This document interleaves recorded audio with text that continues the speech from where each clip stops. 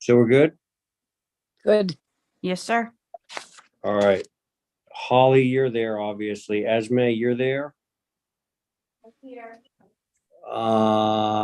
Yeah, I see.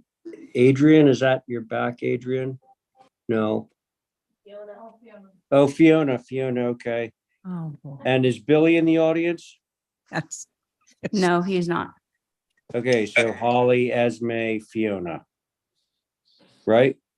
Staff? Yes, sir. Okay, very good. Okay.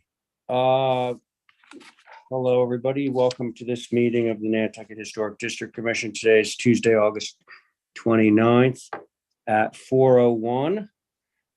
We're doing a hybrid meeting today.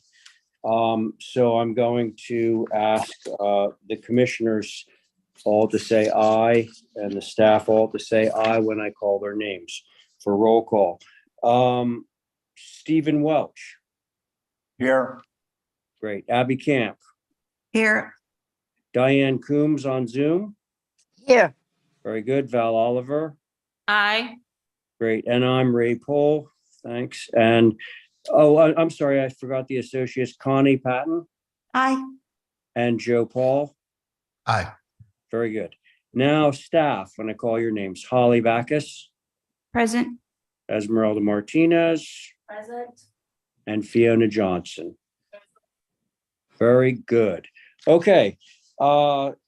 Anticipated speakers will be announced as they show up.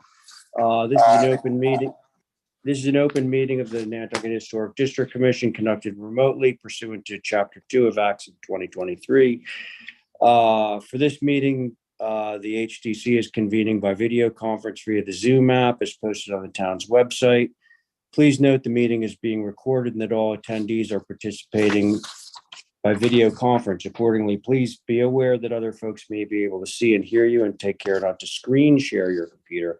Anything that you broadcast may be broadcast further. All supporting materials that have been provided members of this body are available on the town's website unless otherwise noted. The public is encouraged to follow along using the posted agenda unless the chair notes otherwise. Before we get on to the agenda, some ground rules. I will introduce each speaker on the agenda. After they conclude their remarks, the chair will go down the line of members, inviting each by name to provide comments, questions, or motions. Please hold until your name is called. Further, please remember to mute your phone or computer when you're not using it. Let's see what else I have here. Please remember to speak clearly and in a way that helps generate accurate meeting minutes. For any response, please wait until the chair yields the floor and state your name before speaking. If members wish to engage in conversation with other members, please do so through the chair, taking care to identify yourself. Finally, each vote taken at this meeting will be done via roll call simply because it's a Zoom meeting. There you have it. Now, so the first order of business will be to approve of today's agenda. I have a question about that. Oh, Val, go ahead. Can we move the election of officers to the end? Is that something that we vote on? I actually am not sure about the protocol for that. Why are we discussing it in August? Why are we did it. what? Why are we discussing this? We did it in April. Well, okay. I actually don't know why this was placed on the agenda, but could somebody speak to that? Some, Do you want somebody me? had, This has their hand up. Who? Mr. Chair, Yes, sir. sir's my dad. I appreciate that. So basically we're technically, the HCC is not always, it took a second. The HCC Yeah, is it not did, it always, that's all right. You're traveling, right? Our international. Actually, I'm in Boston now, just FYI. You're still our international man of mystery. You were in Spain, right? Somewhere around I can't Madrid. tell you where I was or what I did for the No last. comment. Cannot Yeah. neither confirm nor deny. For a while, we were doing elections kind of not on a regular annual basis. Most of the commissions do at least the formality of an election on an annual basis. And staff had brought it up earlier after our recent elections, and I'd asked to wait because I was last elected, the last election, and I was put in as vice chair back in August of last year. So it would be a year. I'm fine if we don't have an election, but I think if, to keep up with the town committee handbook, I think it's a requirement, so. we should- Well, I think eventually, Stephen, I agree, of course, that we should hold the elections. Can I say something? Yes, Diane, go ahead. The rule has been for as long as I've been on, that the election is taken the week after the elections. Our board election is supposed to be done the week after our election in town government. If it's Diane, Yep. Diane, I'm gonna sort of modify a little bit what you just said. You used the word rule. I think a more appropriate word would be the tradition. For practice. The That- practice was the week after, and for whatever reason, it did not happen this particular time. Whether we return to that or not, I think is something we should probably discuss. But I certainly would agree with Stephen that trying to get this done on an annual basis in some manner is rather important, rather than just let it slide. So- Yeah, so all I'm asking is to move it as after we do our regular meeting. Can I ask why? Just because I think it's going to evoke a lot of discussion and Well, let's have discussion. That's part of our agenda. I'd rather have it early when we have start time. off on a next. I don't think it's a negative. The other reason I think it's important, Mr. Chair, is, if you all saw it clear to put me in as vice chair, I need to plan my schedule out. And some people may think vice chair is basically sitting here and running a meeting when the chair cannot, but I don't see it that way. We have an organizational focus committee. We have a solar work group. We have various other initiatives. And the vice chair's role, as far as I see it, is to pick up where the chair leaves off, including to help form and maintain a cohesive commission. So that takes time. This isn't a social club, in my mind. Whether that hurts a potential vote or not, so be it. So if we're going to do it, I'd like to just get it out of the way and know what's going to be going on for the next year. Because if I'm not vice chair, then I can step away from those other things and not have to deal with it. Okay, any I guess more? that's a no to moving it. Well, that's Stephen's opinion, obviously. Yeah, that's just my opinion. Yeah. Is this, Mr. Chair, is this an election for vice chair and chair, or is it Yeah. just? It's both. I just don't understand. He was elected as vice chair.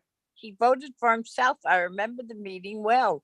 It's been done. Why is it's not recorded Well, or no, going back?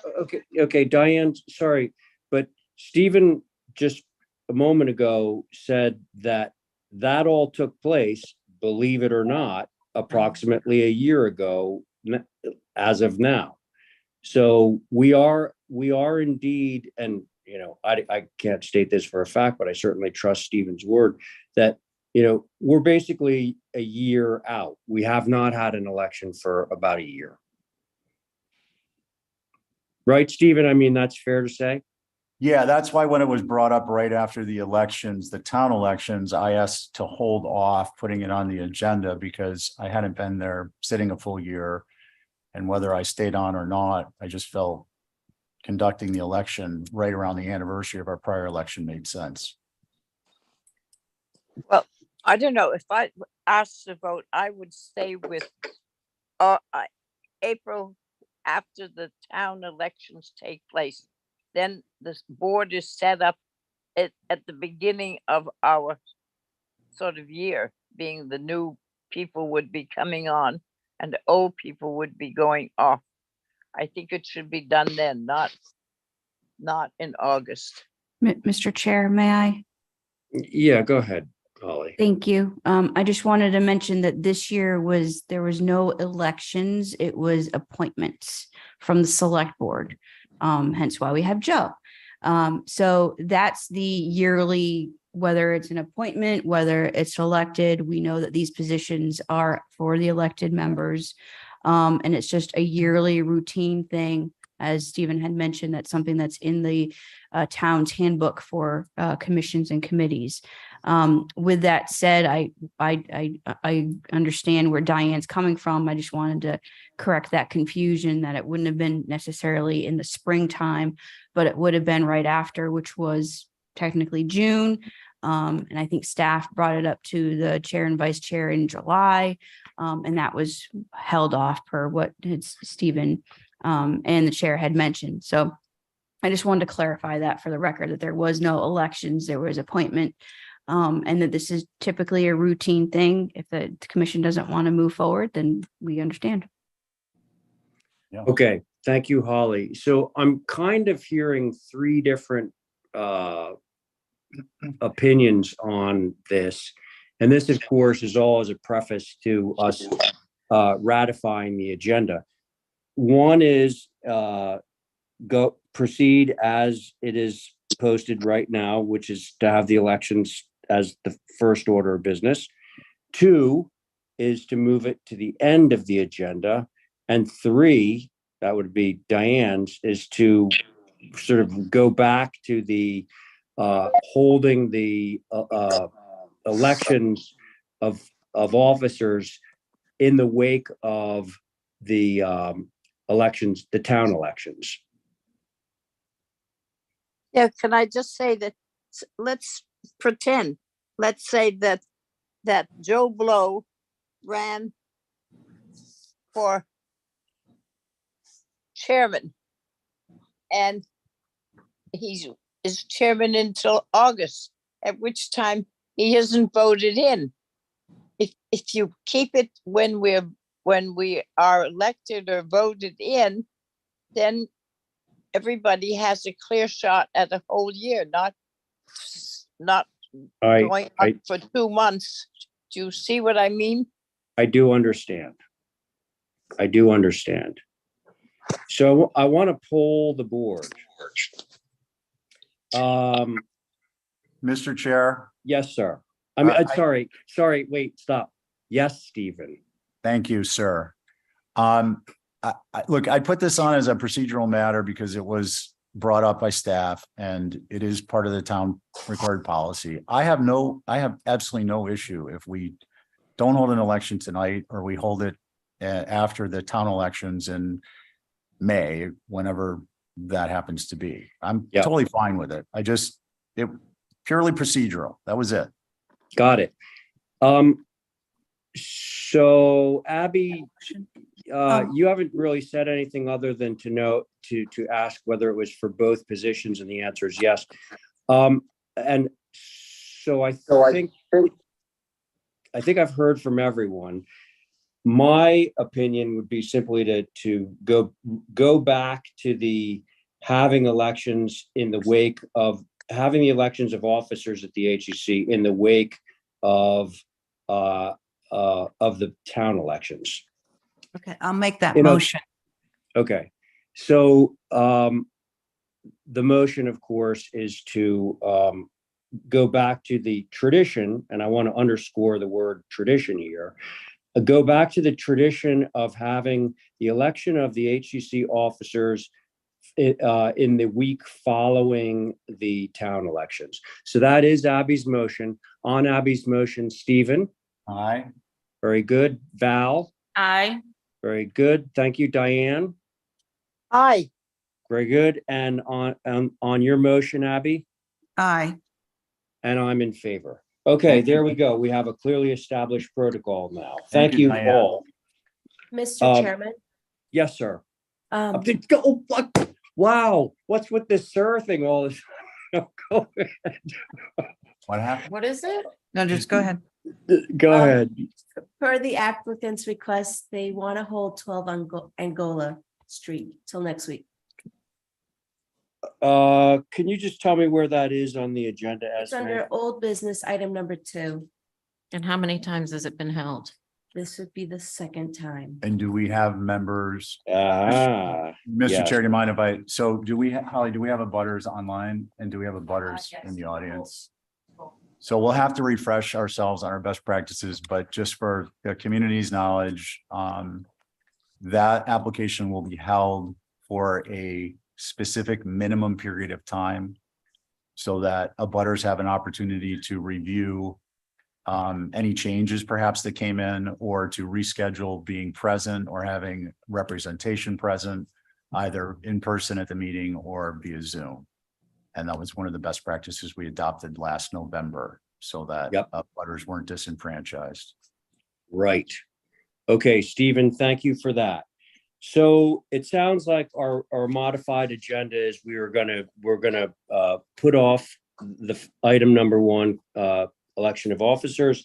And we are also going to strike number 2 under old business of 8:15, which is 12 Angola Street. That will not be heard tonight. Okay, everybody good? Now, Yes. with that, I think that we could probably move forward with a motion to approve the modified agenda. So moved. Let's see, I think I heard Diane in there, and she, by tradition, is our person who moves the agenda. So on Diane's motion, Abby, Aye. Val, Aye. Stephen, Aye. Diane on your motion, Aye. and I'm in favor. Okay, we have an approved agenda. We strike item number 1. Now we move quickly forward to the 3 consent items. Anybody need to recuse? And the answer is no. Can I have a motion? Motion to approve consent. Okay, that's that. Diane has made a motion to approve the 3 consent items. So on that motion, Abby, Aye. Val, Aye. Stephen, Aye. Diane, Aye. and I'm in favor. And now we have a more lengthy consent with conditions. And I have to Uh, sit off this. Number 9 is my customer. Drake. Okay, very good. Oh, and I need to sit off of it too. So Stephen, you're going to chair this. All right. Take it from there. There you Sounds go. good. So our sitting board will be Abby, Diane, myself, Connie, and Joe. How about a motion to approve consent with conditions? I make a motion to approve consent with conditions 1 through 10. Thank you, Diane. On your motion, Aye. Abby, Abstain. Joe, Aye. Connie, Aye. I'm an aye. So that carries 4-1. Back to you, Mr. Chair. Very good. Thank you, Stephen. Now we are on to old business of 8:15. First item of which is 6 Sandpiper. We have a sitting board. Oh, Stephen, you're up, Back- friend. Back to me. Yep. Okay, thank you. All right, let's see. Robbie, why don't you walk us through once you see your site plan? Sure. Hello, everyone. I'd like to start and just remind everyone where this building location is. It's off of the old Tom Nevers Road. You take a left on that long curve that heads towards the Navy base, and Sandpiper is a very remote sort of way in the back of Tom Nevers neighborhood. It's very thickly vegetated. And Sandpiper Way is by no means heavily traveled. And the building location is on the cul-de-sac of Sandpiper. So it's even further past everybody's typical travel route to begin with. This is, I think, the 3rd time I am not the architect on this. I'm just here to help out some folks from Marblehead. They have a very difficult sort of mass and proportion structure to add to here, I think, which everybody seems to be struggling with a little bit. So They also have some ground cover and some setback proximity issues to the front property line, which is unfortunately the only place that they have for addition. So they'd like to add a couple of bedrooms for a growing family, some living room space for that same program requirement. So, the usual growing family dynamic. So if we could scroll to the sheet that has the comparisons of that show the existing conditions exactly. Okay. So on the left-hand side are the existing elevations, and you can see how they've progressed. So the ones that are most visible are line number 2, which faces the driveway. Okay, it doesn't face the cul-de-sac, but it faces in towards the driveway entrance. And the original building has that funny scaled upper windows above the porch. It has that triple window, which I guess is in a family room that's sort of stuck off to the side all by itself. And it has that sort of looming large gable towards the driveway. You can see that the second attempt, they had the gables were lined up. The massing was really made it more looming. And now tonight's proposal is the next one on the right-hand side. They've tried to use the porch to break that down to a 1-story scale. That dormer going into the gable is for function reasons on the interior. They've dropped the gable on that, or the height of the ridge on that gable, which helps to break down the scale a little bit. And then directly below that, the elevation, which does face the cul-de-sac. I think that's getting to work okay. Maybe the dormers are a little bit out of scale, but they're struggling here. So I hope and look forward to some constructive comments and subject some comments on what is maybe good here, and maybe some nice suggestions on how else they could approach that. I also did bring in some hand copies of approximately 4 options. They're sort of maybe slight in differentiation, but at least something maybe we could talk about. Okay, thank you. Okay, so Robbie, just to establish your boards, myself, Abby, Diane, Val, Carrie is out. I just think a leave of absence is an appropriate way to term that. So you will not have a full board this evening, and you will need to check and see if, I believe Connie, I don't know if Joe was here yet, but determine through staff, reach out to staff and determine if there's anyone who can mull it in. Okay. Okay. Yeah. You want to proceed? Yeah, I do. Okay, just Yeah. wanted to give you that option, that Yeah. information option. Who would I'm like? ready. Okay, I Val, looked at it please. ahead of time. I'm glad you brought in some other options, because to me, what's being presented is still essentially the same exact thing with one big, long plane. The disadvantage we're at is we didn't get floor plans, so there's no way for us to constructively make a suggestion. Yeah. If you can't break it coming forward, you could break it going backward. Okay. But with that said, and looking at, well, there's a couple of different pages that have options. Yeah, I One, did. two. The blue is the rear elevation. Okay, So I thought we should concentrate on the one so that's most for the visible. front. Yeah. To me, the most successful one is number 4.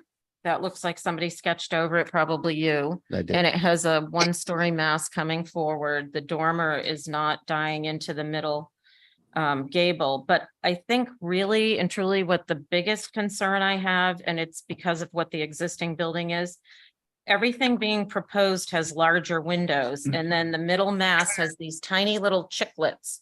If they could change those windows out to be virtually about the same size as what's being proposed, I don't think it would be so horrible or inappropriate. That's my concern. And then I just wanted to know, what is that? Oh, Catherine just pulled that up. She thought it looked similar to the facade with the gable end and the hip porch going across the front. Catherine Yeah. just found that and threw it in for reference and scale. Yeah, so I'm gonna focus on the front, which is what we'll see, Yeah. and that's my concerns. Okay, Bill, thank you. Abby? I agree with Val, option 4 with the dormer not dead ending into that gable, I think is successful. I do agree about the windows, if those could be made to, so that there was unity in the window size, and that would be making those 4 windows or the 3 windows larger. I think the porch along the front of it in your one of your previously proposed going across the front of it is successful. I think the thing that bothers me the most about this renovation is that mass that goes from that front gable and goes straight across. I think it's fighting. You mean the dormer?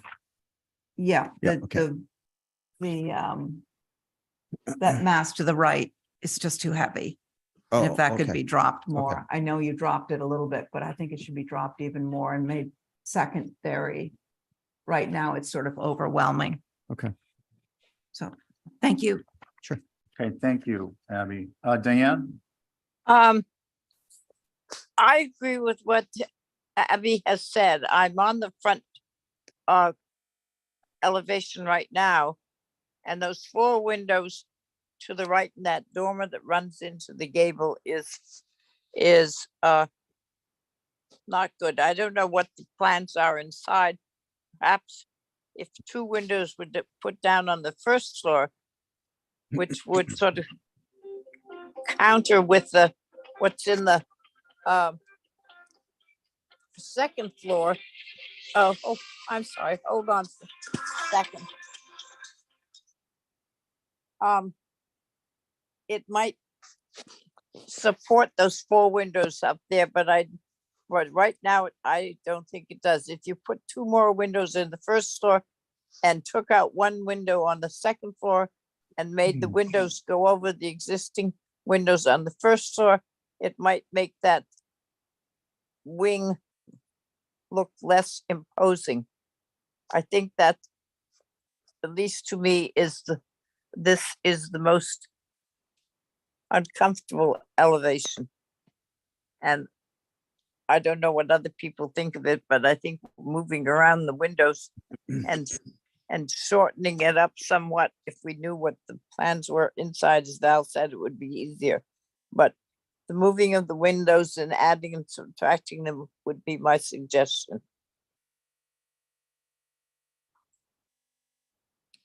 Thank you, Diane. Let's see, I guess that leaves me. So Ravi, I agree with the comments that have been made. I'm going to add a couple on top of that. I'm going to find it, I don't mean to be insensitive, but I'm going to find it hard to approve anything if those 4 windows on the proposed west elevation primary gable aren't addressed. They're severely undersized. The dormer, my concern is that this dormer translates in profile to the rear of the structure. And to the extent that's visible, I think you definitely want to bury that top plate into the header. Combine Yeah, those. they have it too tall. Yeah, I let's got it. lose some height there. Yep. And it seems like there's plenty of height up there. It could maybe even slide down the face of the roof a little bit. I think on the backside, though, you're flush up to the wall. So that's not going to work. I would ask them to consider too, this treatment with the kind of roof extension that they proposed on 4.4, and you've reiterated on 4.1, to try and incorporate that on the left side if their footprint has some space for it.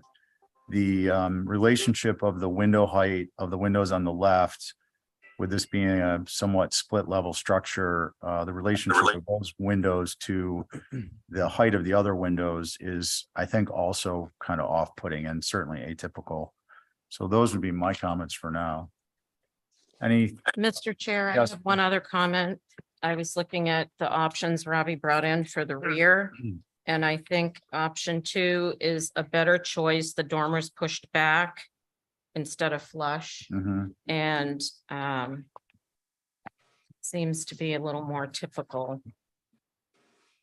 So But option, he gave us 2 option 2s, but I think they're both the same. oh, I have a 1 and a 2. It just, from the option 1 on the front, if you look at the top elevation, how these look, because they're flush, they're just ginormous, the Yeah. dormers with Yeah. all this space.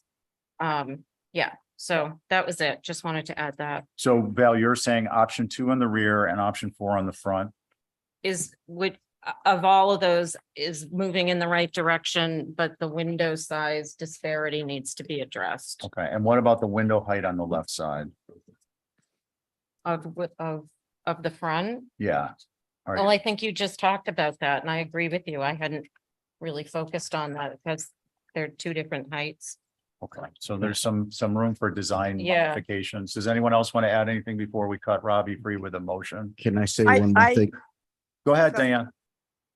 On the east elevation, the proposed east elevation, I have a problem with all those mulled windows in the center dormer. Everything, there's not one around until you get to the east elevation. They should be stretched out normally to follow the type of fenestration that he has proposed. It makes that gable stand out as being just done or something. I don't If you're see where trying- she's looking. Okay, Dan, and can you tell me, you're looking at the one that's on the screen, just so we're all having a common reference? Guess so. It says proposed east elevation. And does the sheet have a handwritten in the right that says in the title block saying option 2 rear or no? No, Okay, so that's the one she's. I think it's existing windows. it says proposed. No, it is says all I- proposed. Okay, well, I think that's a good point. And Robbie, you're gonna, Yes, I've inquired about why those windows are so small. Apparently, there's at least a bathroom or 2 that are, I mean, on the front elevation. And they're all tiled in and so forth. So Wow. that's that's part of, addition, part of the bathroom. problem. Yeah, Yeah, I, it's a struggle they'll have to overcome. yeah, Okay, how about a motion? Motion to for- hold for revisions. okay. Do what you can. Thank you. I'm trying. Okay, I all, know, that looks Thank you. hard. Thank you. yeah, all in favor of Abby's motion? Oh, we'll have to do roll call. Abby on your motion. Aye. Val, I, Diane, Aye, and I'm an aye. Okay, back to you, Mr. Chair. All right, thank you, Stephen. 10 Lincoln Ave, do we have Matthew?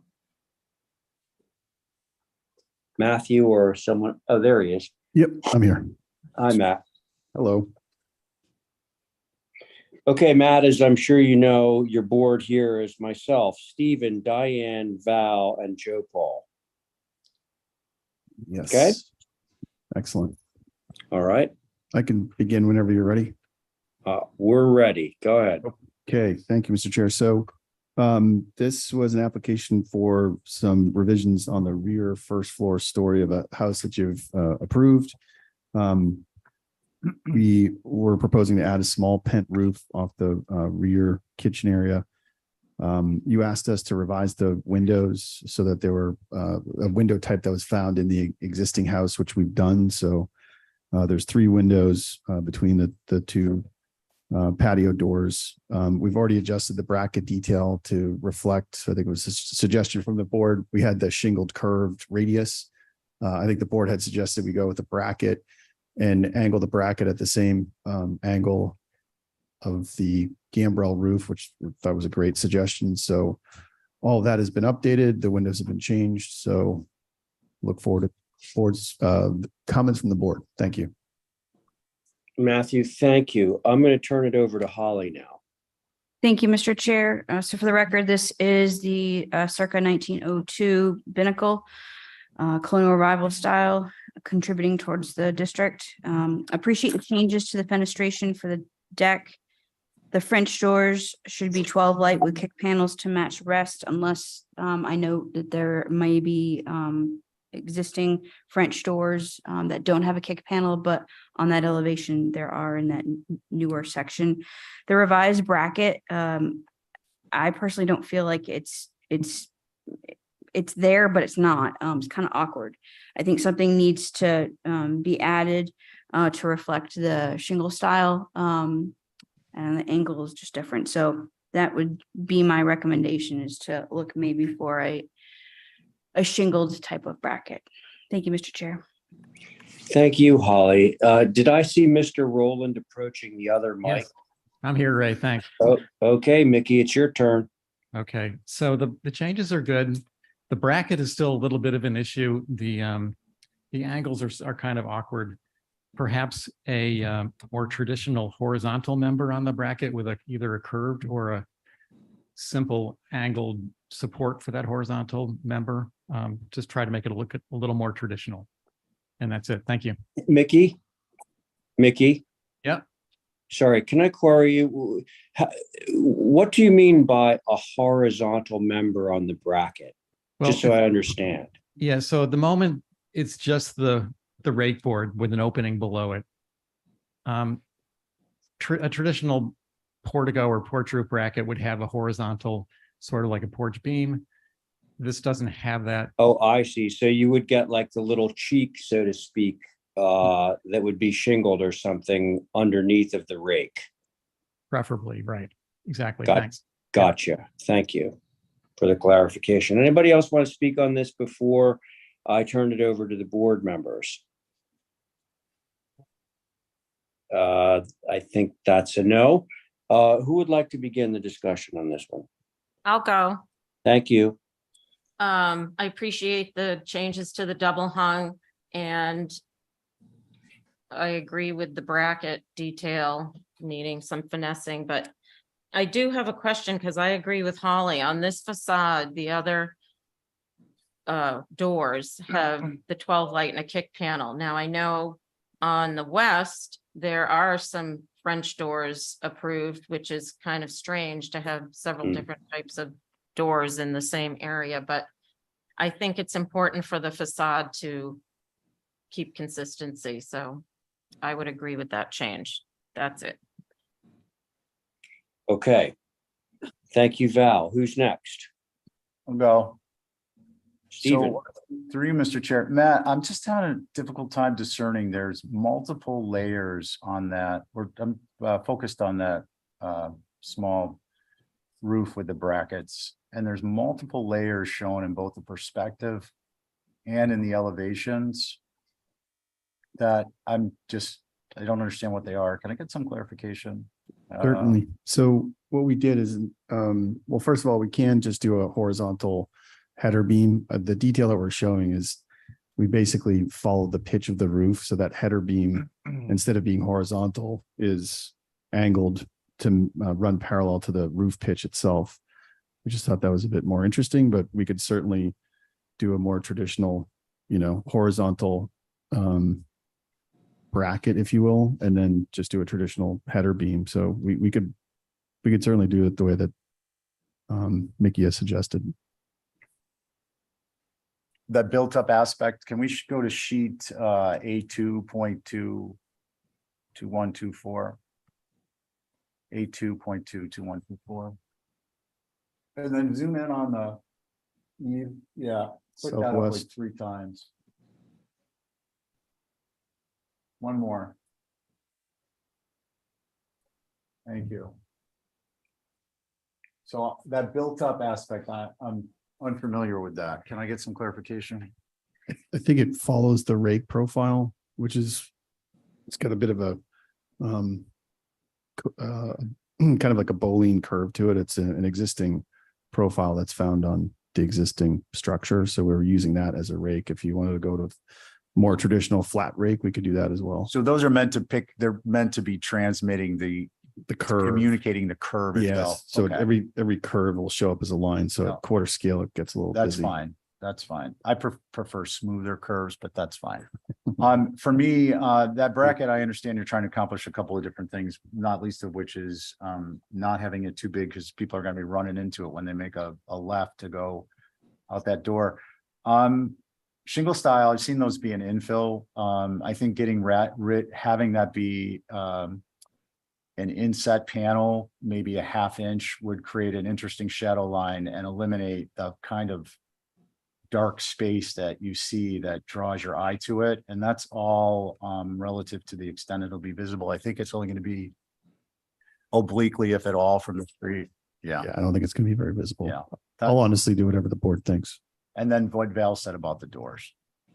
If I could, Mr. Chair, just on that point. So just to backtrack, we were really focused on those rear bank, on that rear gable that faces Kapam, but that was, so when we got the approval, those were the only doors that have the panels. Everywhere else, we don't have them. And I totally understand your perspective on the matter. I do think that where it's a unique element, I feel like keeping it unique would be better. So our preference would be to keep them consistent and everywhere else except that area. But again, wait to hear what the board has to say. Okay, Stephen, thank you. Matthew, thank you. Who's next? We have Diane and Joseph. I'll go. Okay, Diane. That bracket it's unattractive.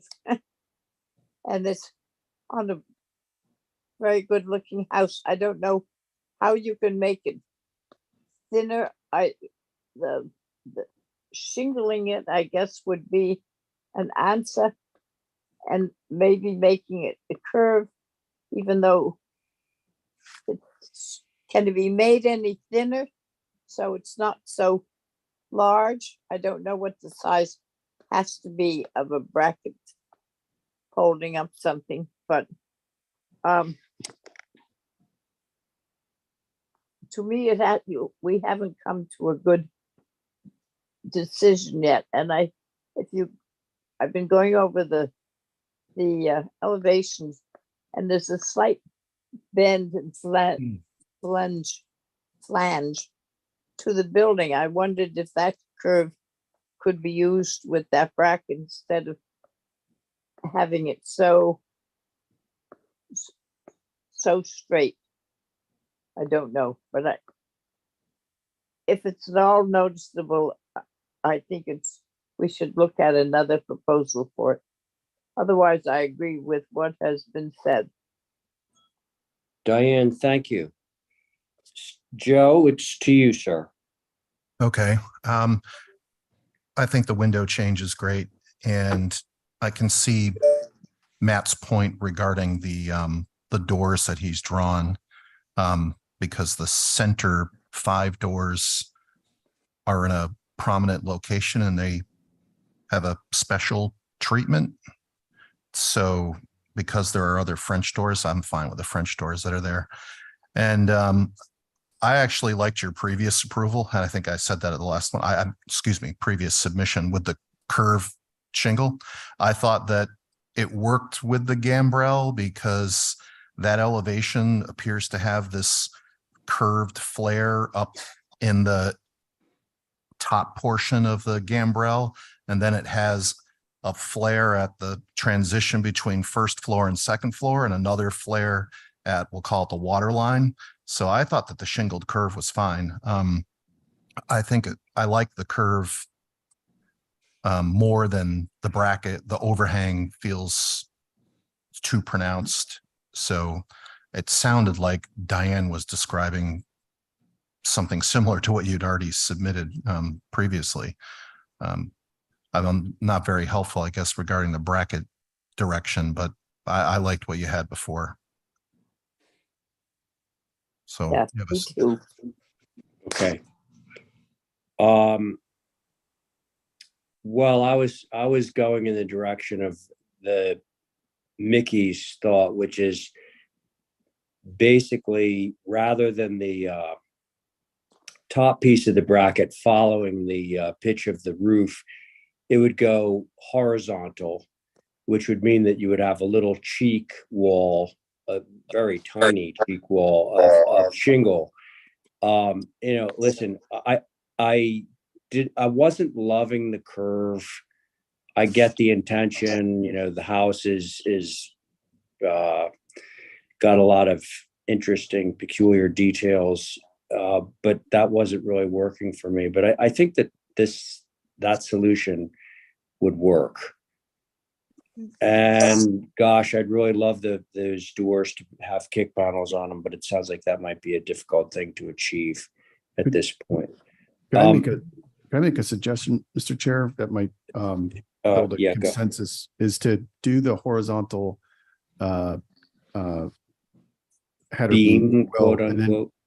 beam, and then just do a curved bracket, if you will, not shingled.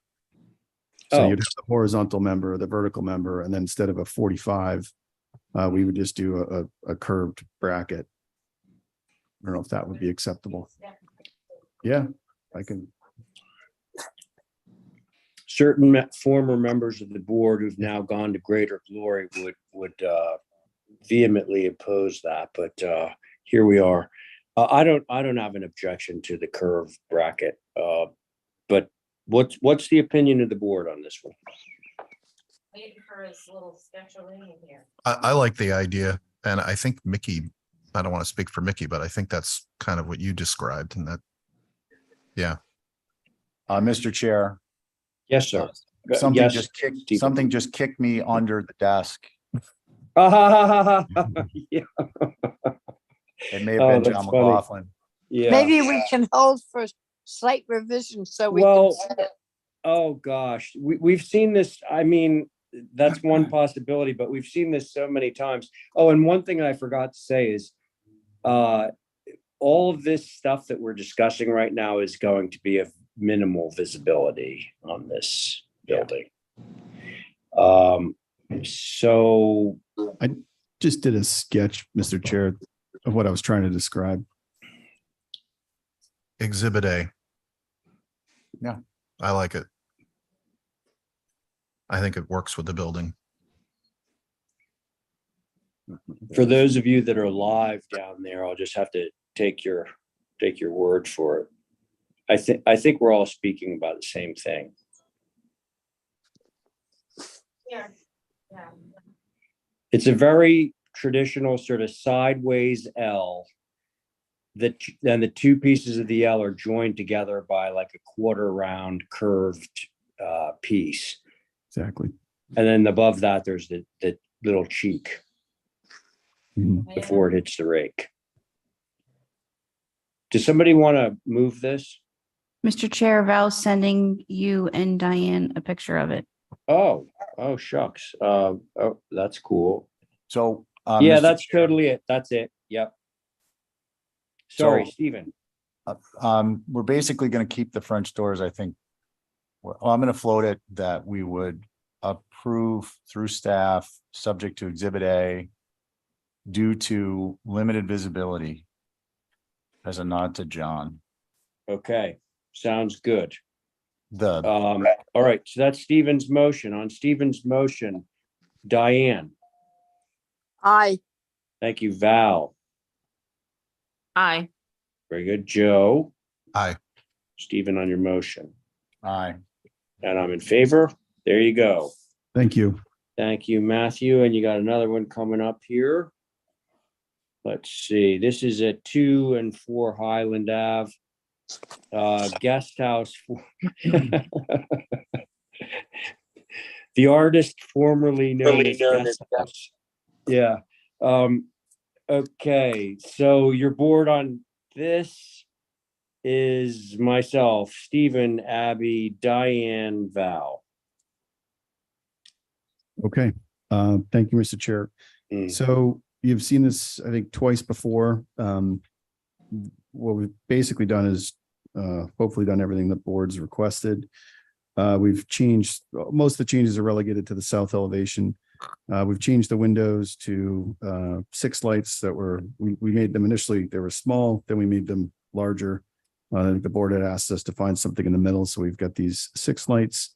We dropped the overall ridge height by 7 inches, so the overall height of the structure is 23.9. The secondary additive mass, which was, I think, the biggest sticking point, and I believe Stephen asked us to make every effort to reduce that as much as possible. So we're able to take 27 inches out of that height. So that side is 1911, so roughly 20 feet tall. It required reconfiguring some things on the interior, which we've done. We've also provided some street perspectives. The first 2 sheets show street view, and we tried to show the visibility, what limited visibility there may be of this structure from the road, which I think was also a specific request from this board. You do have to kind of look for it in those street perspectives, but you can see the portions that are visible. So with that, look forward to comments from the board, Mr. Chair. Thank you. All right, Matthew. First, we stop at Holly. Thank you, Mr. Chair. So this is the, I guess, guest house, or also known as the cabana, at 23 feet, 9 inches. Appreciate the drop in the ridge on both sections. The revised pitch of the porch looks a little off on the gable ends. It feels as if the facade, which is the south, is a little top heavy and pulling it down. And I'm not sure what that solution is to fix it, other than reducing the wall height on the second floor. But do appreciate the reduction provided. Thank you, Mr. Chair. Thank you. Mickey, are you over there at the mic? I am. Yep. Very good. Thank So you. our comments are basically that generally pretty good.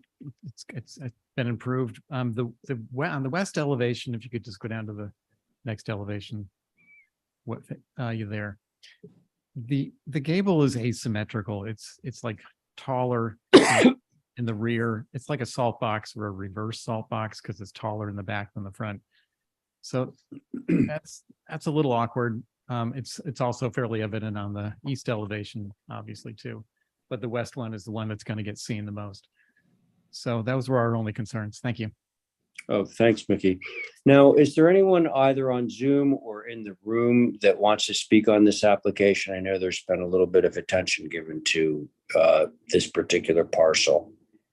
Yes, Mr. Chair. Uh, Jenny Clark. Oh, yes. Thank you. Are you on Zoom right now? No, I'm in the room. Oh, okay. I'm in It's the hard for room me to here. tell on my little tiny screen here, but go ahead. Okay, thank you. Obviously, we're happy with the reduction in height that was asked for and given to by the HDC. We don't have any problems with that. I have to say that as we know, all this development started as one parcel and then it was divided into 2 separate addresses. So it's a little unclear now that the cabana has become a guest house, where the cabana will end up in the whole scheme of things. And taking a broader view, it's just, we have seen a little bit of a glimpse of the landscape and hardscape plans that's been put forward. And it's hard to know where this fits in and where any future hardscaping or future houses or structures might appear in the lot. And from the landscape and hardscape plan, it's clear that all of this property is intertwined and will be used as one. So I just didn't know if there's any way to hold the approval of this cabana until we see what else is going to be going up on 2, 4, and 6. And then sort of look at everything as one property, which is really how it's going to be used. Mhm. That was really my only comment. Okay. Thank Thank you. you. Mr. Chair, could I just add one- You can, is Just there for anyone else that wants to clarification. Oh, speak sorry. on this? Oh, you're looking for a point of clarification, Matt? I just wanted to point out to the board and everyone here that the landscape plan that was submitted does reflect this building footprint. So we've been in direct coordination with the landscape architect designer And so whatever she's presented is reflective of this building. So, so that you should be seeing everything that we're proposing at this point. Okay, thank you. Okay, if there's no one Mr. else. Chairman, Mr. Chairman, it's Linda Williams. Are you in a Hello, butter? Linda Williams. No, I've been contacted by several people on Highland about this Okay. whole project. I think just clarification, I understand we're talking about this structure at the moment, but they were more concerned about the playing court. Is that coming back at some point? They wanted me to find that out from the applicant. Through you, Well, Mr. Chairman, yeah, because that's been in Matt, here once you already. could answer that if you'd like. Thank you, Mr. Chair. Excuse me. So yeah, I believe that landscape plan is coming back. And whether or not it includes that sport court, I think is still being discussed, but Okay. you can also contact me directly. I think you do have my cell number. I think so. Okay.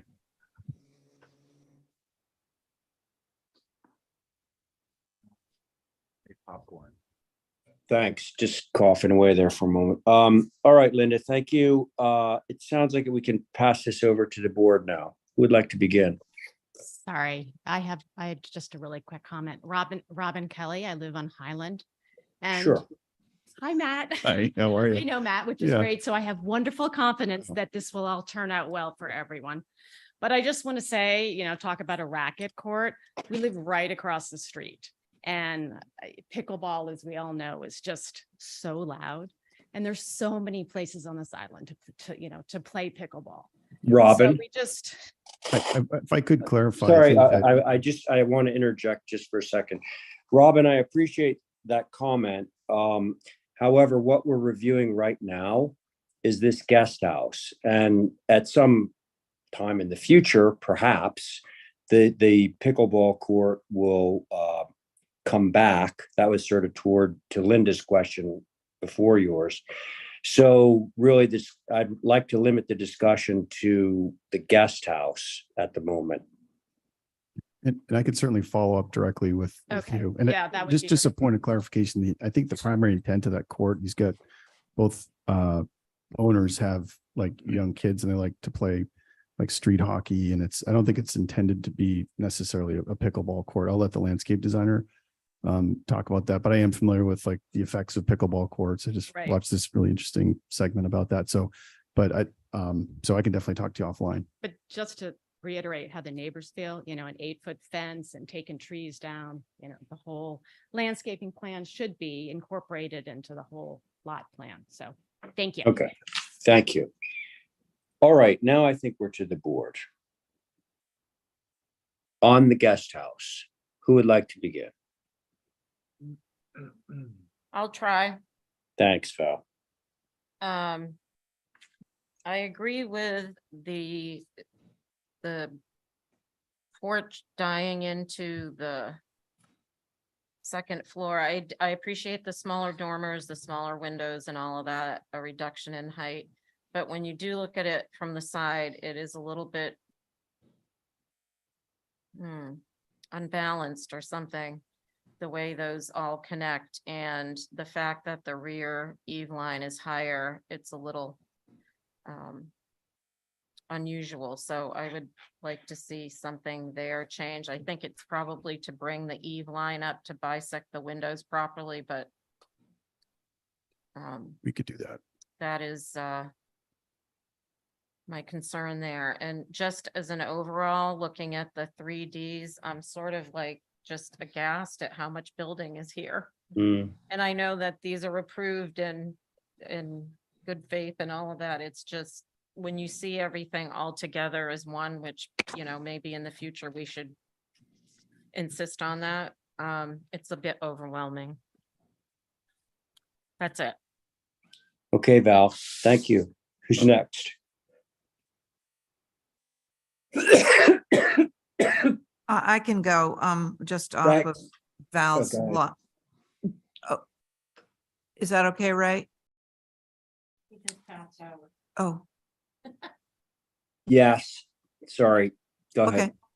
Yeah, so just coming off of Val's point, this 3D does sort of, it does look like a small community there. And yes, we did pass it. And I think that's in the future, seeing something of this magnitude somehow in block form would be beneficial. As for this architecture, I do think that is a steep pitch over the front porch, and if that could be shallower. It does look a little lopsided. And the back seems to go up in the back. Somehow it's not, doesn't seem proportionally correct. But I do appreciate the height being reduced. It is still like almost 24 feet. For me, a cottage would be sort of on the smaller side. So any more reduction we can do on this, I think that would be appreciated. And that's what I've got. Thank you. Abby, thank you. Stephen, Diane. Oh, go ahead, Diane. No, you go. Okay. I'll be short and sweet for the purposes of minutes. Just to remind everyone that it'll be easier for staff to get them out. Matt, I appreciate the changes. I think the hierarchy change that you made on the secondary portion, mass portion of the structure is appropriate. However, I think the overall height needs to come down. This should be no taller than 22.6. And I don't think you're not going to get past the complications on the with those dormers as viewed from the west. It's taking on kind of an artistic look. It looks like those gables with the dormers are a couple of seagulls in flight. But yeah, I think that for me, the height is the most important part of this at this point. Stephen, thank you. Diane, to you. Yes, I agree with what Stephen has just said. I think bring it down to the 22 feet. I think there are a considerable amount of buildings on this particular area, and it is not necessarily what you find along Highland Avenue. So the least prominent we could make them would be good, and bring them down, make them less complicated. It's supposed to be a guest house. It's not supposed to be a place for a lot of people sleeping in it. You've got it is larger than what I would suggest as a guest house. So what you can do to reduce it down, I would appreciate. Diane. Yep. That's it. That's it. All right. Thank you. And I will only add that reducing the ridge height of the main ridge, as has been suggested by a couple of the board members, will also help serve to reduce the pitch of the porch, which would be helpful. Could I just ask a quick question, Mr. Chair? Would, just based on the comments, a 22.6 ridge height is going to make the second floor really challenging, but I'll work to see if we can reduce it further. Given the comments about the steepness of the porch, if I do adjust that, I will mean that the eave line will be visible, and we probably will be going back to a flush face shed dormer with eave lines aligning with the meeting rails. I just want to be, I'm probably going to come back with that. And I just want to gauge this board and make sure that that's going to be something that's acceptable. It's probably also mean they're going to probably change the pitch of the roof slightly to something shallower. So I just want to make sure if I come back with flush shed dormers with an eave line, that's something that, provided it addresses some of the other concerns, that would be acceptable to the board. Well, You'd you have know, to Matt, see it first. yeah, I know. I'm not going to speak for the board, and I'm not sure that we'd need a visual to be able to really adequately answer that question. Okay. So I think that this is headed towards a motion for some revisions. Through staff. Uh, Yeah, motion to Well- hold for revisions with the height reduced, the main ridge to 22.6 or thereabouts, and the secondary mass reduced proportionally. Just to be clear, Matthew just said through staff, but this is not a through staff. Sorry, I was just joking around. Oh, Sorry, I oh, apologize. okay, sorry. Okay, so that is Stephen's motion. On Stephen's motion, Diane, Aye. thank you, Val, Aye. Abby, Aye. Stephen on your motion, Aye. and I'm in favor. Thank you. Okay, Matthew, thank you. And Stephen, you're now on for Alliance Way. Okay, great. So what do we have? Would have a less Anyone on Zoom? height on the first floor. Hello. Who do we have? Can you guys hear me? Yep, we can hear you. Oh. Can you identify yourself? James Krapp of Studio Park. Oh, hey, James. Sorry, I wasn't. Hey, no worries. Go ahead once you see the site plan up on the big screen. It's to my back. Your Sure. board is myself, Abby, Diane, Connie, and Val as Gotcha. the activated alternate. Gotcha. Yeah, coming up on this site plan here, or that's the floor plan. There we go. So this was before you several weeks ago, where we provided a chunk of additional information, site sections, axos, street views. Those are still pertinent. I have a new one as well that I can share, which might be beneficial, but I think I should just give you a quick overview. So we're talking about the cabana and covered patio, which is the, if you zoom in on the site plan, the bigger site plan on the lower right, it's the portion on the left-hand side of the tennis court. Yeah, you can see the cloud there on the left-hand portion. That's correct. So this is essentially a short structure on one side, slightly taller structure on the other side, because the tennis court is sunken so that it is not seen by the public and heavily screened as well. The comments back from the board in the previous iteration reflected that they thought the structure was still like a little too tall, a little too big, and reductions to that would be appreciated. So if you go to the second drawing, yes, thank you. So the second drawing, you can see here, what you see, that's the proposed. You can see dashed around the outside of the proposed elevation is the previous height of the structure. We reduced everything by 18 plus inches and then pulled everything in a foot on all sides. So overall, everything reduced.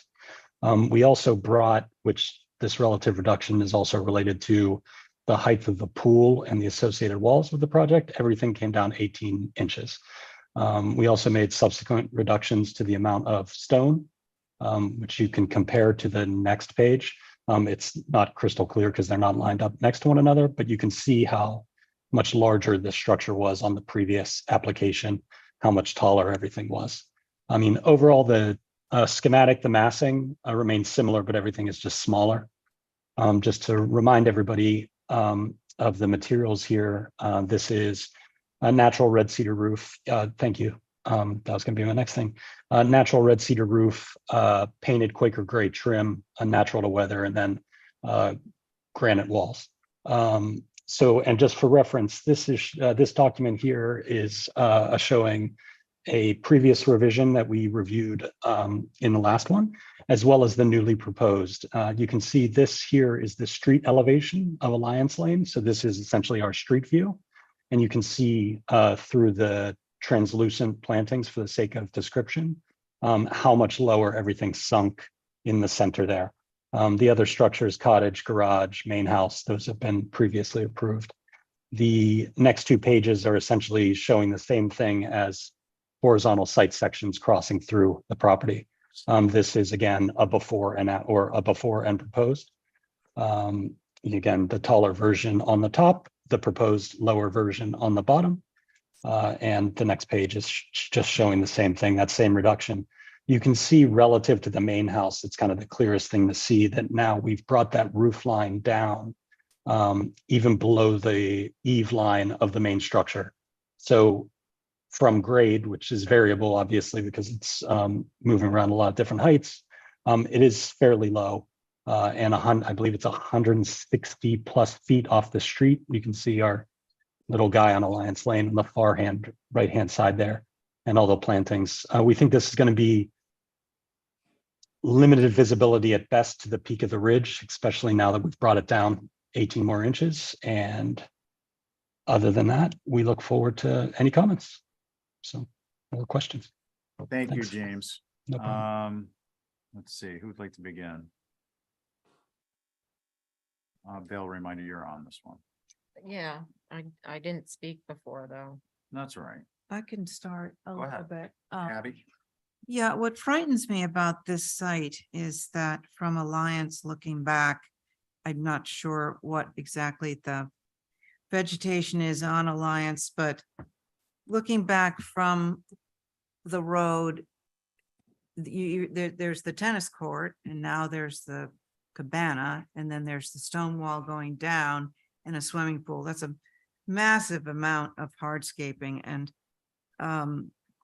but so to screen the pool, there's the cabana, and I somehow, I don't know how to do this. It's a really tight site, but there's got to be some vegetation between some of this hardscaping, and I don't know how you do it, but it's a problem. And I mean, the architecture itself, it seems pretty, sort of okay from Alliance, but on the other side, all of that stonework, I don't know how many feet it is. Could be 7, 8 feet. I can't tell. But that's a lot of hardscaping. And I know it's in the back of the house, but this is a house on a very pinnacle hill. And visibility doesn't, I'm not sure of the visibility, but sometime at some point, it's going to be visible, and I'm worried about that. So, thank you, Mr. Chair. Through the chair, can I speak to that, or do I have to wait? I'm just James, asking. I wanted very to clarify. very briefly, I don't want to go back and forth, but Sure. For instance, do you have a perspective you wanted to show to clarify, or? Well, I just wanted to point out that the entirety of the tennis court is planted extremely heavily, and its approval from a long time ago is contingent upon its obscurity.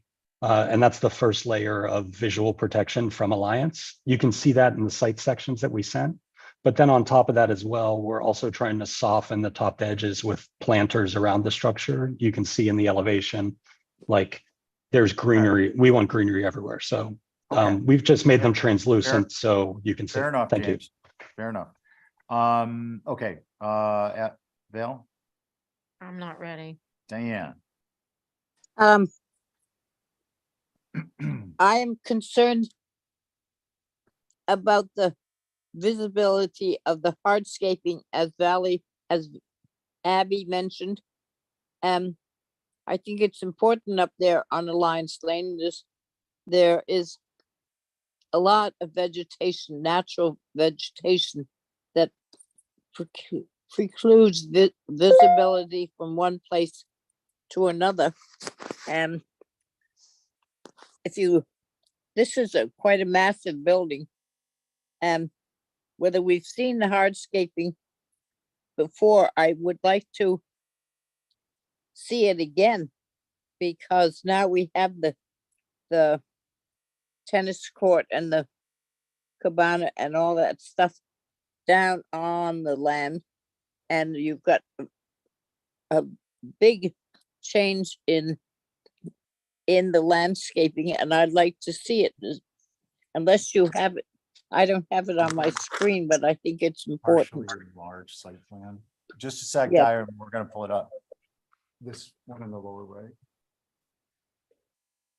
Yeah, that's the Yeah. That's the clearest one. And just for, and sorry through the chair, just for clarification, the tennis court, the hardscape, the pool, retaining and everything has been previously approved. So and as I mentioned before, those items are contingent upon their not being seen, like similar to like a lot of pool applications for frame of Okay, reference. thanks, James. Diane, Yeah, back to you. well, it's, I just want to see maybe a cut through to see how the tennis court and the cabana and that fit into He doesn't the have. topography of the area. So Okay, is it on a plateau? I don't see. yeah. Diane, if any- I may, Yep, if I may, so now that you have the site plan in your mind's eye, we're gonna go back to the section that shows from Alliance, and it shows the cut through the tennis court and the pool area in the cabana. okay, And can we, yeah, there should be the The next, last page of that one Yeah, shows and then from zoom in. Alliance. yeah, that's Not Alliance that. on the right. Yep, Alliance is on the right on that one. Okay. Sorry Zoom in to on the jump in. bottom Portion.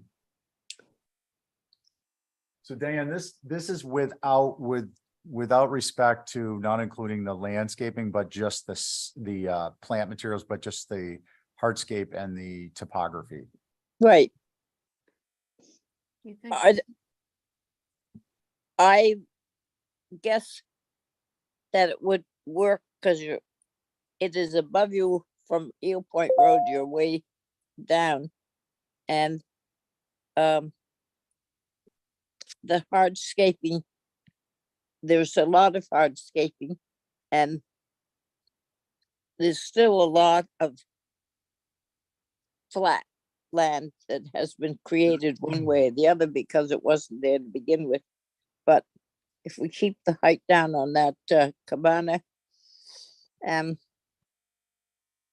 with proper planting of the vegetation, I guess it can be concealed. That's what I would like to see happen. Okay, thank you, Diane. Val? Well, with regard to just this structure, I appreciate the reduction all the way around. It looks like, it's in a pit. And the tennis court's down below the pit, so, I think we could just, say it's fine, needs to be screened. Not visible at time of in inspection. perpetuity, yeah. Yeah, Okay, thank you. Connie? Yeah, I was gonna say that. I appreciate the changes and the reduction in size and height. And if we could put some kind of caveat with the screening. So I agree with Connie, Val, and Diane, and I think Abby in that regard. So how about a motion that would include not visible at time of inspection or thereafter? I'll make that motion, or do you want me to just start from the beginning and lay it out? Or just Whatever you want to do. clear? Motion to approve, the cabana in its reduced state with the caveat, can't be seen at time of inspection and thereafter. Sounds good. Let's see, all in, Val on your motion? Aye. Abby? Nay. Okay, Connie, Hi, Diane, I, and I'm an aye, so that's 4-1 for the record. Okay. All right. Well- It's just the not visible time inspection thereafter will just be we'll write it as a restriction condition on the application, COA. With that, Mr. Chair, I'd like to invite you to take a 7-minute break while we enjoy some bread with some red stuff and some cheese on it. Oh, shucks. Well, enjoy. Thanks, And then we're everybody. gonna- And then we're gonna pick up the town of Nantucket, 16 Broad Street. Everyone is waiting with bated I breath. know. Okay. Enjoy your pizza. Have a good night, guys.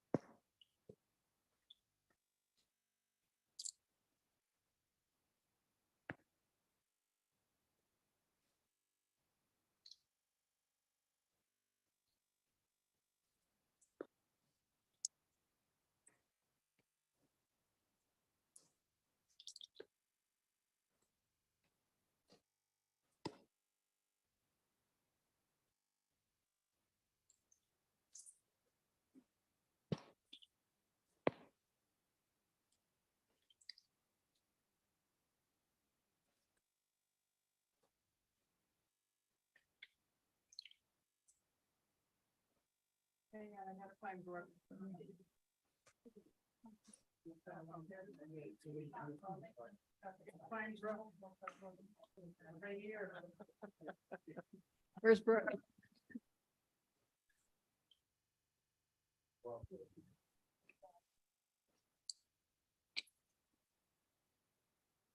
Are we back? We're back. You're gonna let me talk or you? I'm gonna just introduce it and then I'll go to you because of the particulars that he asked for. I'm gonna get into that. Is, just for my own edification, is everybody back at the table?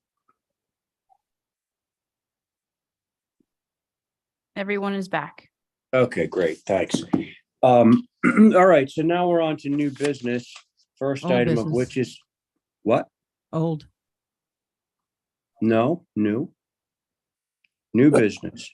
Because we. Oh, that's, I had to refile. That's what I was gonna ask. It's Did been you going on lose your so long, I board? forgot. Did you lose your board on this? Nope. Oh, okay, I won't get into that, but this is being reviewed as a new application, all right? So, I think we're all pretty familiar with this. So You ready? well, hang on, I want to establish the board. I believe that this is the regular, well. Yes, it is the regular board. It will be the regular board. Yes, as a new application, it will be the regular board. So with that, Linda, why don't you start into it? Thank you. We got a window from one of my clients and Brooks' clients. It hadn't been put into his building yet, but I expect it'll be in the building any minute now if it's not already there. And we got him to lend it to us. And we had the triple track taken off the Federal Street side, which is the side that's closest to the grade and closest to a traveled way. On the sidewalk is about 16 feet off the sidewalk behind a tree and a bush and a bench. And we had the DPW came and took the triple track off, and we were able to fit the window into that space. And we were there from 12 to 1 2 weeks ago tomorrow. And Abby came by, Val came by, Steve came by, and Joe came by. And we're able to view it in place. And that's pretty much it. And it looked fine, and it had a Nantucket profile. And unless you got right up to it and looked down into it, you really couldn't tell it was a double glazed. Get rid of these triple tracks. And I know, Ray, you had a couple of questions. I think maybe even Steve did on the actual implementation of the window going in. I'm going to turn it over to Brooke. But the pictures I've included in your packet, one had a full panel storm across the street. Another one had a screen, which I included a picture of just around the corner that Brooke sent me. And that's pretty much it. And I will turn it over to Brooke. There was also one trim detail that Stephen Welch had asked for that I did a drawing. I don't know if, did you include that? Okay. Okay. So you guys hopefully had a chance to see that. So that's my addition to the conversation. So if there are any questions. Well, I actually have one. Yes. So this window is clearly obviously not the size of the window that will actually be going in there. Now, Brooke, your hand is on the quote unquote jamb of the window. Correct. All right, in that photograph. Now, just a second ago, and by the way, I should have said this is just a point of clarification, and I'm going to open this up to all the board members because I'm sure everybody's going to have questions about this. If we go back to the precedent photos, there was a number of them that were set in and had the traditional casings around them, but then there was one that was set into a masonry opening, and that's where the crux of my question / perhaps concern is. Can we go back to the precedent photos? Was that in the previous packet? It was just up on the screen. It was across the 30 street. seconds ago. Yeah. Yes. Okay. So here we are. Well, let's stop slowly. Okay. So now we're looking at your traditional cased out, set into wood frame building, shingles on the side window. Okay. So if we scroll down, All right, that's, same thing, set into shingles. Keep going and you're gonna find one that's set in. There it is. Okay, now, this is set into the basement. If you go scroll up a little bit, what you have is a window that has a full casing that's set into a masonry opening, which is the same kind of thing that happened when we were doing the review over at the Historical Association of the Fair Street Library. So my question, Brooke, is the windows that are currently in place at the town building do not have a full casing, and they have essentially the jamb that goes right to the brick. I have not yet seen a detail from you or anyone that shows what you actually plan to do. It's in our packet. It's in the packet. Can you pull up Windows supplemental and supplement info? Was it, Stephen, just out of curiosity, was this kind of where your question was? Yeah, just to get clarification, and then, we all might come out a little differently on it, but just so we had a baseline. So here you go. Go ahead. Why don't you go to the next slide? So that's the existing condition. Yes. And then go back up. And that's back to you, Mr. Chair. That gives you your.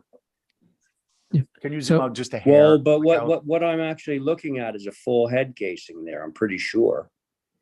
No, that is the granite lintel and the granite sill, and the window itself is set back. All the dimensions were No, taken from. Brooke, I beg to differ. Underneath of the granite lintel, which I completely understand, you have a cove molding, and then you have a casing. Yes, that is exactly what's there right now. Okay, now let's go to the sides. This is a vertical section. Let's look at the horizontal section. Okay, there we are. Stop.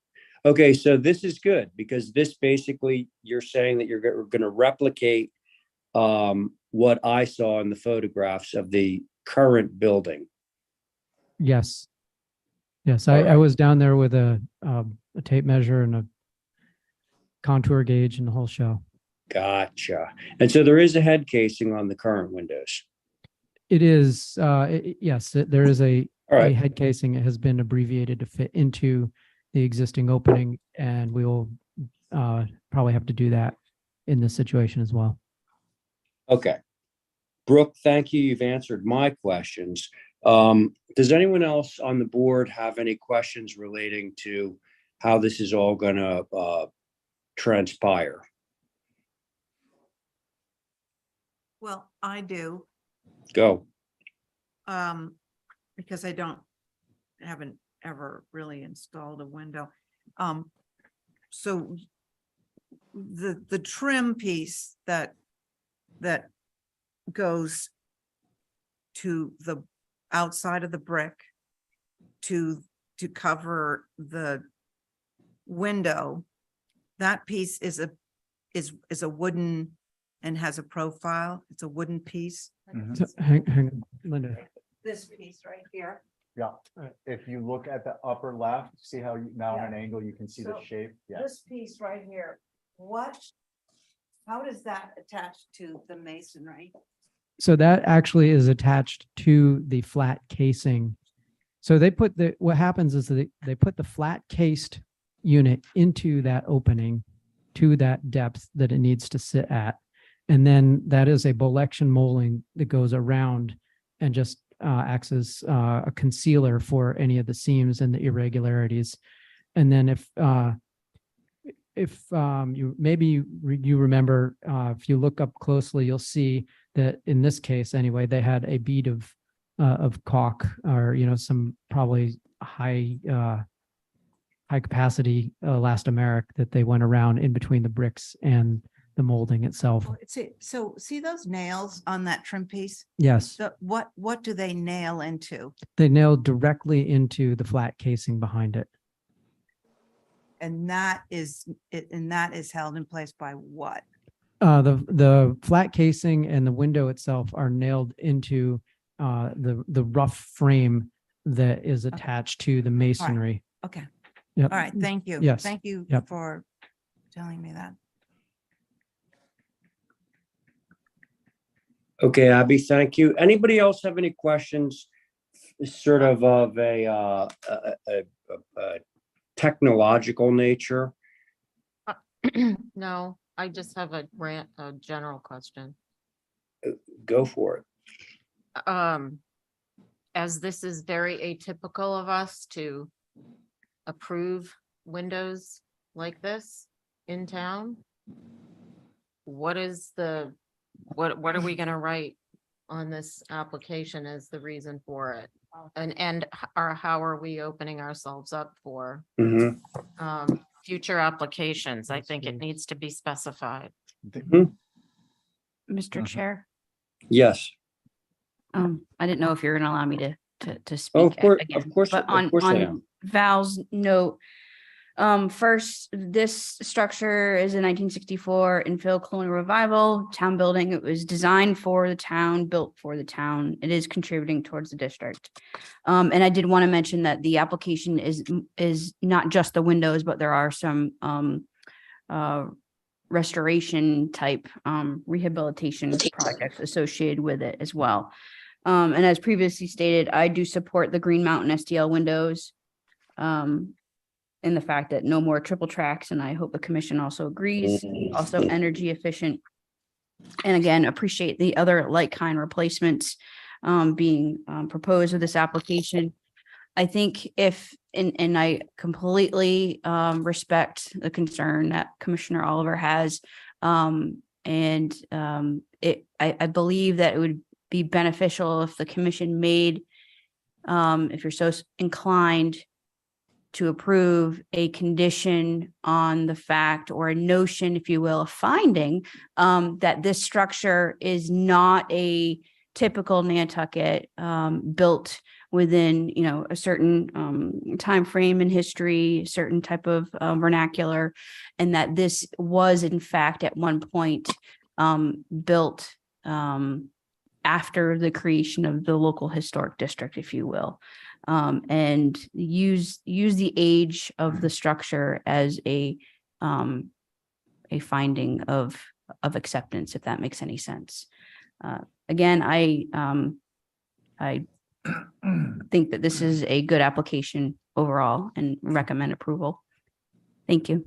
Holly, thank you. I have another comment. Okay, is Mickey gonna speak on this one? Sure. Hey, Val, I'll get back to you. Why don't we hear what Mickey has to say first? We have no concerns with this proposal for these windows. And to somewhat address Val's concern, I think that, and I think Holly kind of said this, the age of the building is a big answer to that. What it was built in the 60s. We're not proposing this on a building that was built in the 17 or 1800s. I think the distinction is going to come up later on when someone proposes a Quaker style building that's built in, currently. Yes. Are they going to be allowed to use insulated glass, or are they going to be required to use true divided lights? And I think I'm still in favor of this application, but I think that's the distinction you'll have to deal with later on. Thanks. Yeah. It's a very good question. If it's a brand new building, are they allowed latitude that we're not allowing to older buildings? Mickey, thank you. Now, so Val, you did say you had another question. I have another comment. So Another comment. With all of that said, we have made new buildings have to put true divided light facing the street and having SDLs on the side and the rear where they're less visible. So the reason I keep bringing this up is because this is a policy. This is setting a policy or changing a policy. And I think it has to be crystal clear. Basically, we're saying we're making an exception because it's the town. Yeah, I think because No, it's a town and There's new because, buildings put in town and we make them do two divided light on the street. May I add something, Mr. Chair? who is that? I'm sorry. That's Brooke. Oh, Brooke, go. Yep. So one of the conditions that I think would be helpful in this case, and because it's also a necessary feature, is that we will be putting up wood screens in front of this window, which I think will help create a visual obfuscation of any possibility of seeing that these are SDLs or double glazing. Okay. Thank you, Brooke. And we can condition the approval on that too. I just wanted to, Mr. Chairman, it's Linda Williams again. Yeah. A couple of the other things you might want to add to make Val more comfortable is that the distance of the structure from the sidewalk, the pedestrian sidewalk is, Right up to it, Linda, to go in the building. I can like to Val, finish, let her please, is finish. 16 feet on this side and as many as 22 feet, I believe, on the South Water Street side.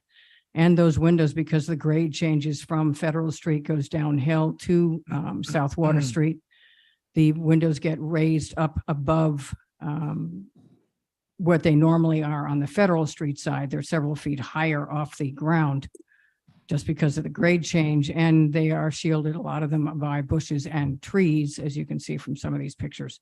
So I just want to, add that if you want to add more mitigating factors to this. Okay. Linda, thank you. All right. So Val, do you have more that you would like to say, or should I hear from some of the other board members? Go ahead. I'd Okay. to say something, Mr. Chair. Yeah, go. So I was overlooking Codfish Park the other day and I looked down and saw a sort of a new building that had these.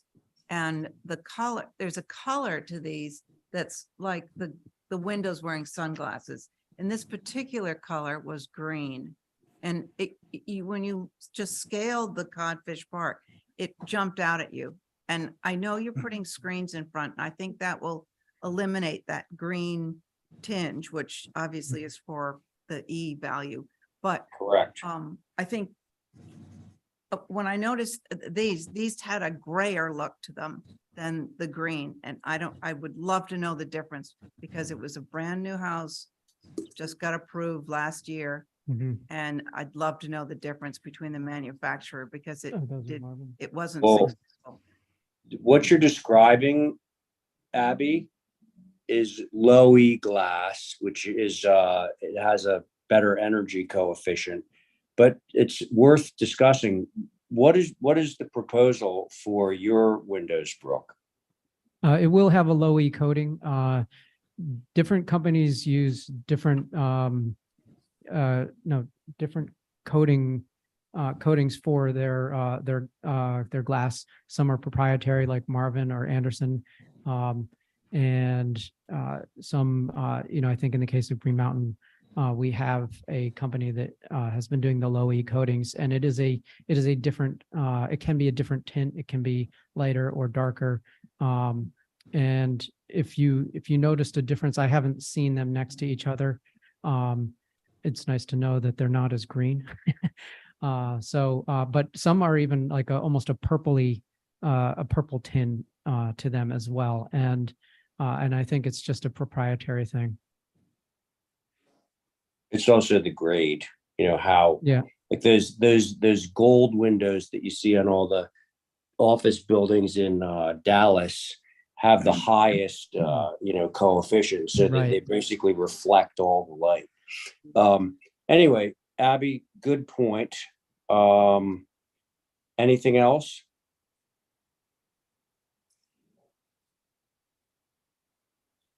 That was for you, Abby. Oh, no, No. that's all. I have. Okay.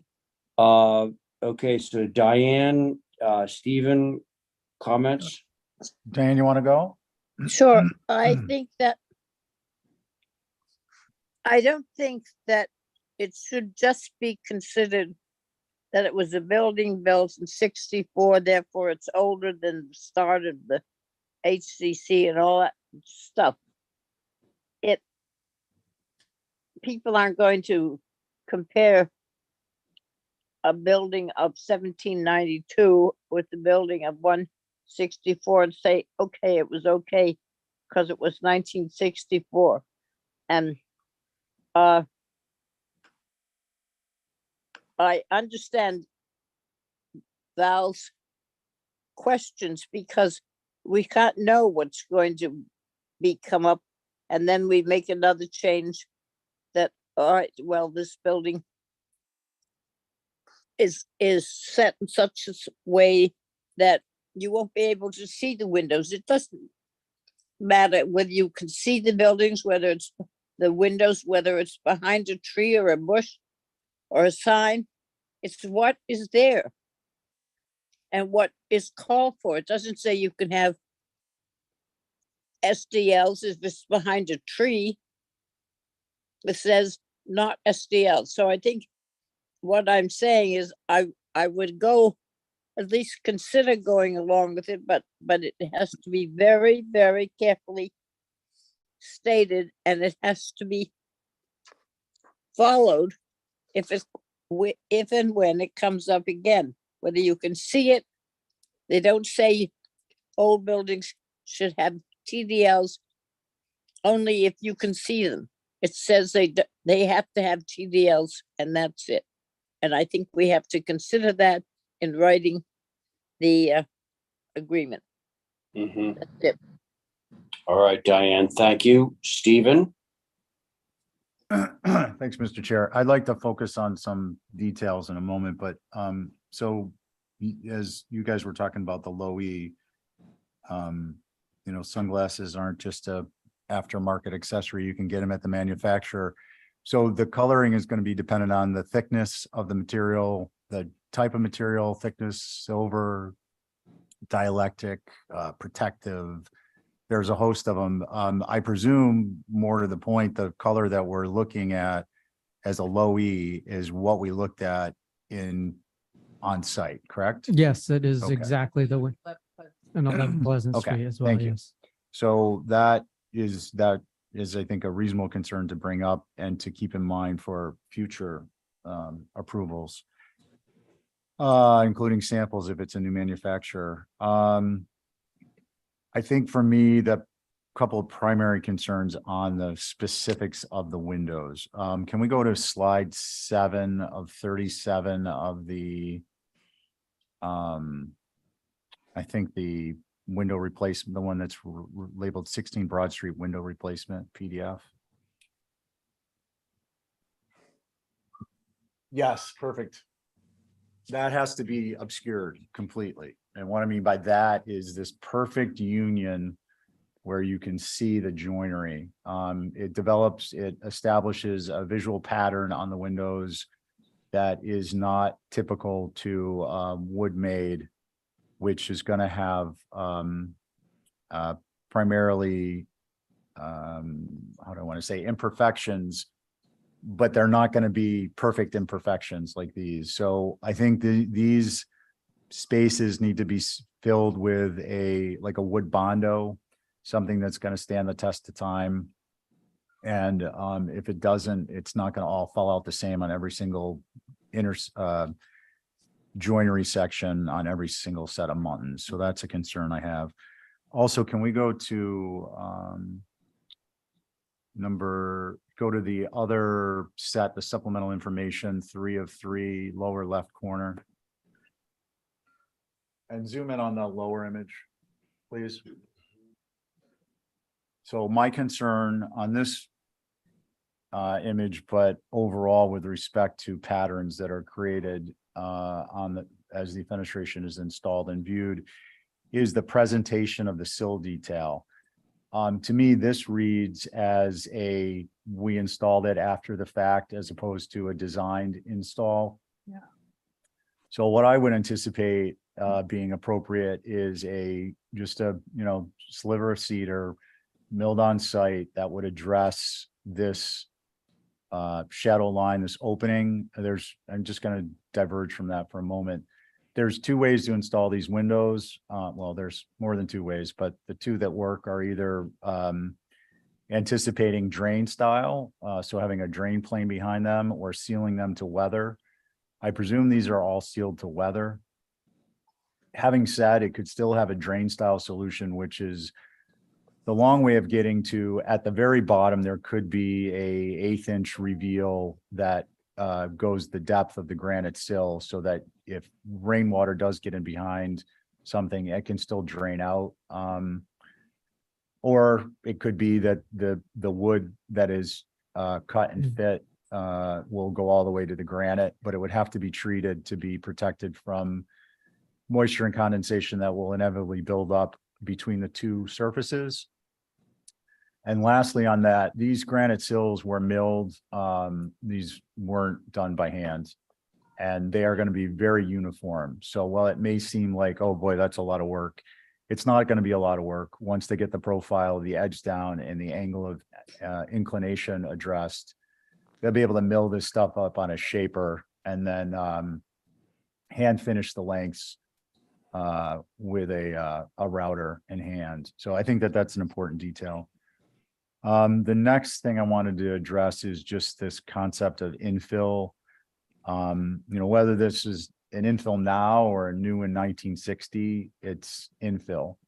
I'm not quite certain how to address what we're wrestling here with, which is, I do think that we need to make a policy, and I don't think we can punt. I'm not suggesting we hold off on this application pending a policy, but I think we need to, I just think it would be disingenuous in terms of how we're perceived in the community with applicants' agents if we say, well, the town can have this for this reason, but in the future, we're going to view applications on a case by case individually.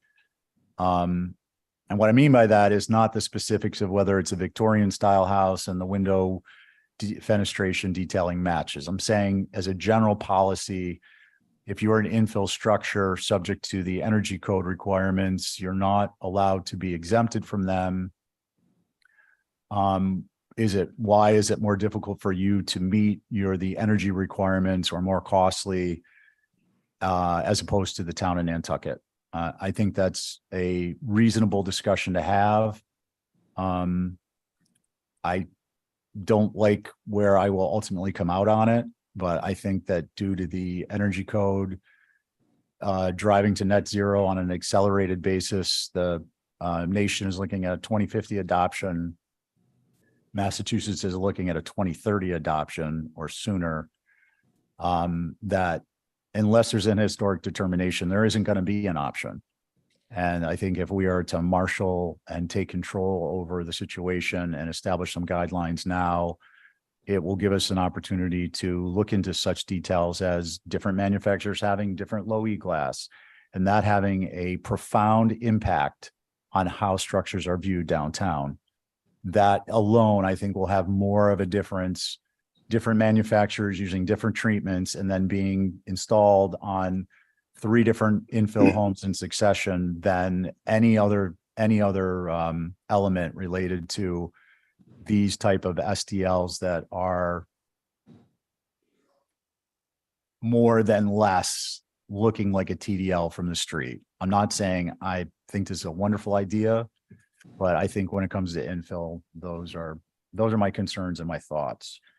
I hope you guys will support this stuff on the joinery and the infill and the sill detail. Thank you. Okay. Thank you, Stephen. Just so you know, I totally support you. And I was kind of mortified to see the photograph of the existing sill and that big gap underneath, and totally agree with the idea of, the fact that, yes, those are manufactured stone sills, and it would be easy to set up the CNC machine so that it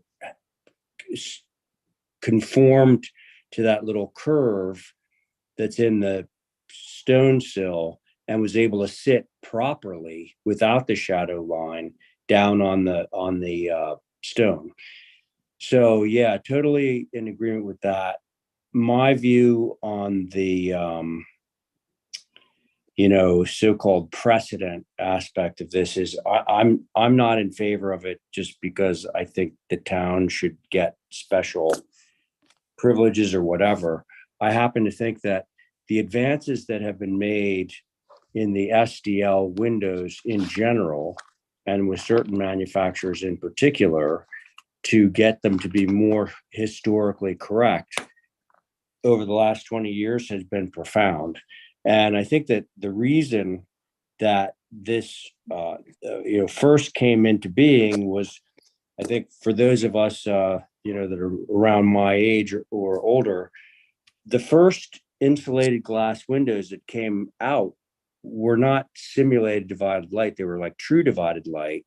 And so each pane was a sandwich of glass, which meant that the mutton bars had to be 1.75 inches wide, which is way twice as wide or more than the actual traditional muttons. So I think that net, what we're doing is we're allowing this, and I think that we can create language in our approval that would not just open the floodgates to everybody getting the same thing. And by the way, we're a board because things are discretionary.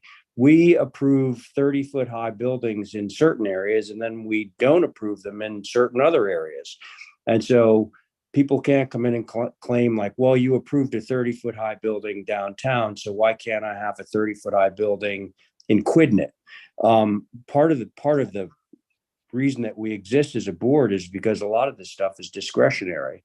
Now, I've looked at this, from up and down and every which way, and I think that the visual impact to the visual landscape of downtown Nantucket is not going to be adversely affected by changing out these windows in the way that they are proposed.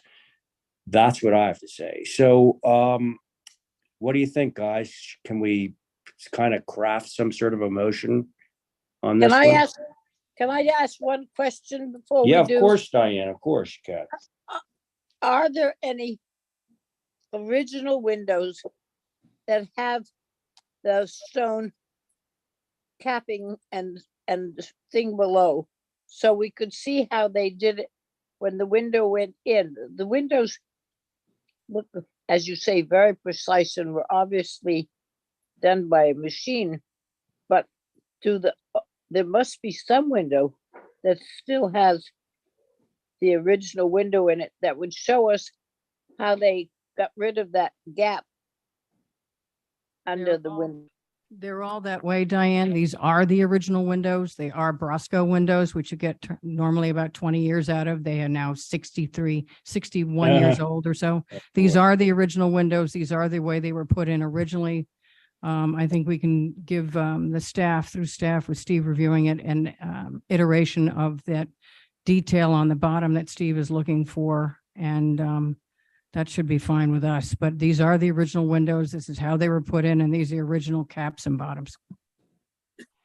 Okay, that's all I wanted to know, if they had come up with anything else. It looked like they put the stone up before they put the window in, so they just whipped it in.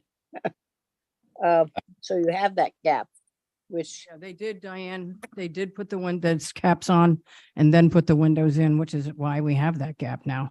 Yeah, But we can fix that detail through staff, so it eliminates that shadow line. right. I just curious because I hadn't been able to get down there. Thank you. All right, Diane, thank you. Can somebody craft a motion on this, perhaps? Can I ask one other question? Of course you can. I just have noticed, I've been looking at a lot of masonry buildings, and I would just like to comment that I think the town needs to come up with some areas to add some invisible green trim. Whether they come back or they come back for something. There is hardly a brick building on this island of the era this is meant to replicate that does not have some type of green shutters, a green door. It's really part of it, or some type of a copper detail with the patina of green. So I just mentioning that. Having said that, I'm gonna venture a motion. The Great. motion will be through staff. Conditions and restrictions. Well, actually, do we need it to be through staff? No, we don't. It will be conditions and restrictions. The mutton joinery perfections to be eliminated, either through filling or painting or both. Sill, eliminate the shadow line presentation at the sill. And the basis of the motion is, this is an infill structure. This is a test case on the path to energy resilience under the yoke of, strike the under the yoke of part. So it's an infill structure test case on the path to energy resiliency. Being the historic nature of Nantucket, we're talking about. I'm segueing off the motion here. I'm just saying resilience is part of our heritage. It is part of the character and setting. I think that is maybe not as well said as I would like to have, but it is relevant. Ray, Mr. Holly's got a comment. If I do want, first of all, on Stephen's motion, I think it might be beneficial to also add your last note, Mr. Chair, where you said that having these windows would not have a visual impact to the historic district or not have a negative impact. I think that was very impactful, if you will, to include. Okay, well, if Stephen's willing to do that. Yeah, that's fine. I mean, I think that can be part of our finding. And the other thing I just wanted to add is we want to be certain to include that the windows that are installed are going to have the same low E coating as provided in the specimen and shown in the imagery that was submitted in the application. Okay, So that's my motion. there it is, folks. The motion. Stephen has made a motion. On Stephen's motion, Abby. I'm an I. Very good. Val. I'm a no. Okay. Diane. I am an I guess. Okay. Stephen, on your motion. I'll be an I. All right. And I will be an I too. So that motion carries 4 in favor, 1 opposed. Thanks, everyone. Good Thank you, job. guys. Yeah. Okay. Now we have another Linda Williams at 4 First Way, same board. There was just an issue with this. This might have been on consent. It was an issue with, he forgot to put where his pool equipment was gonna go. So I Okay. talked to him this afternoon. I went in and fixed it and, you just went right past it. There it is.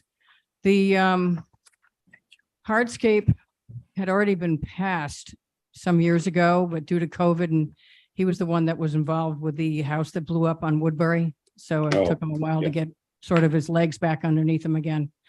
And this is his house. And the patio and the outdoor kitchen had already been approved. And he'd like to add the pool for himself now, and he is protected in that zone. So the pool is allowed, and I drew in where the pool equipment's going to go, which is attached to the back shed.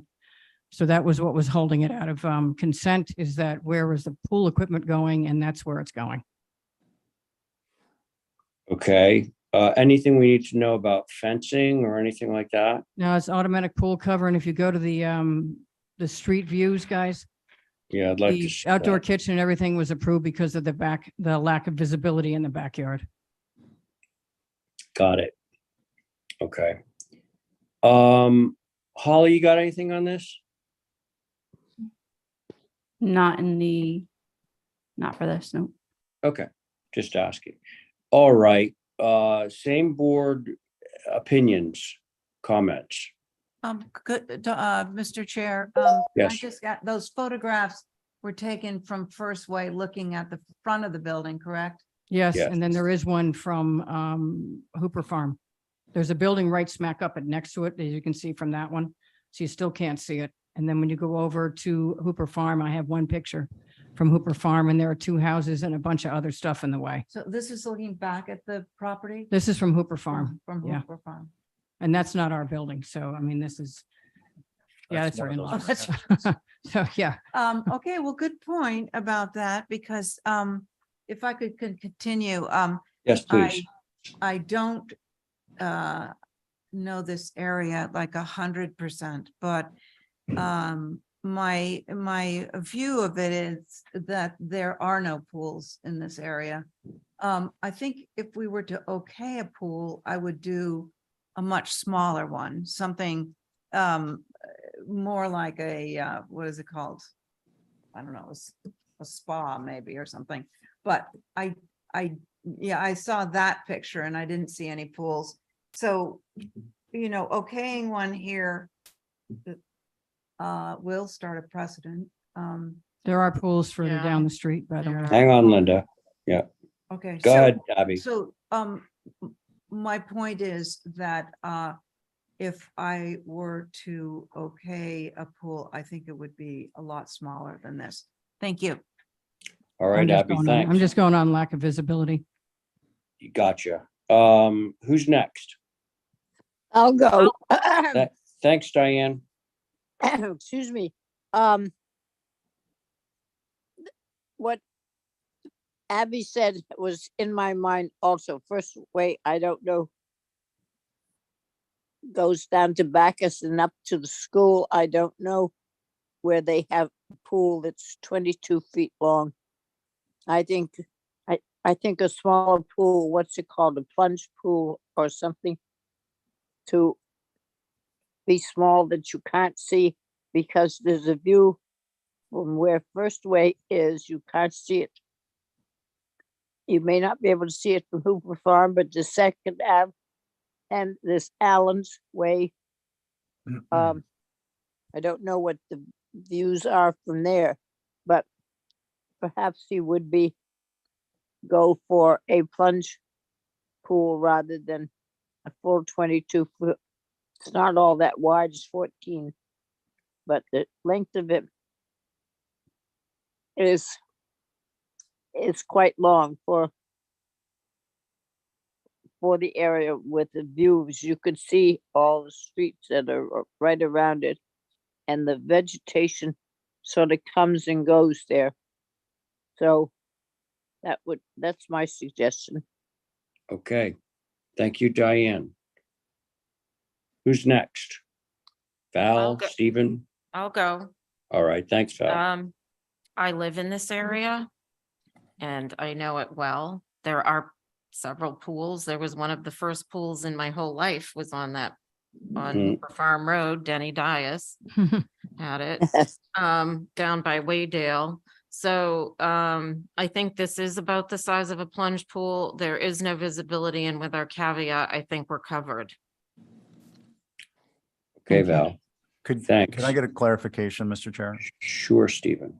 Are you saying the size of the pool as proposed or changing the size of the pool? No, I think that's about the size of a plunge pool. They vary in Okay, size. yeah, I just wasn't sure. Yeah, what you yeah, meant. yeah. That's It's all. not that big. Yeah. Yeah, I mean, I'm not suggesting anyone on the board is this way, but I think it would be bigoted in a sense to think that people in this area can't have a pool. Only Right. rich people, neighborhoods can have a pool? What the hell is that? Seriously, that's insane. No comment. There are pools in the neighborhood. The visibility is non-existent.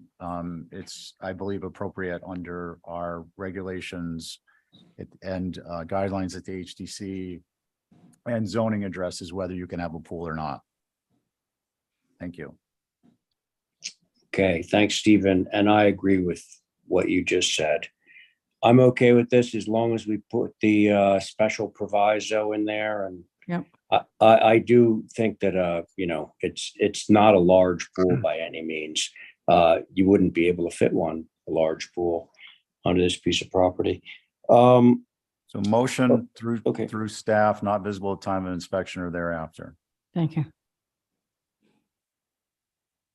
Can I ask a question, Stephen, on that motion? Yeah, The through staff part, Well, Do we I just need have that? gotten in this bad habit of saying that. I don't really know why. Yeah, because Well, it's not really through staff. let me rephrase that if I may, Okay. Mr. Chair. Approved with the restriction and conditions not visible at time of inspection or thereafter.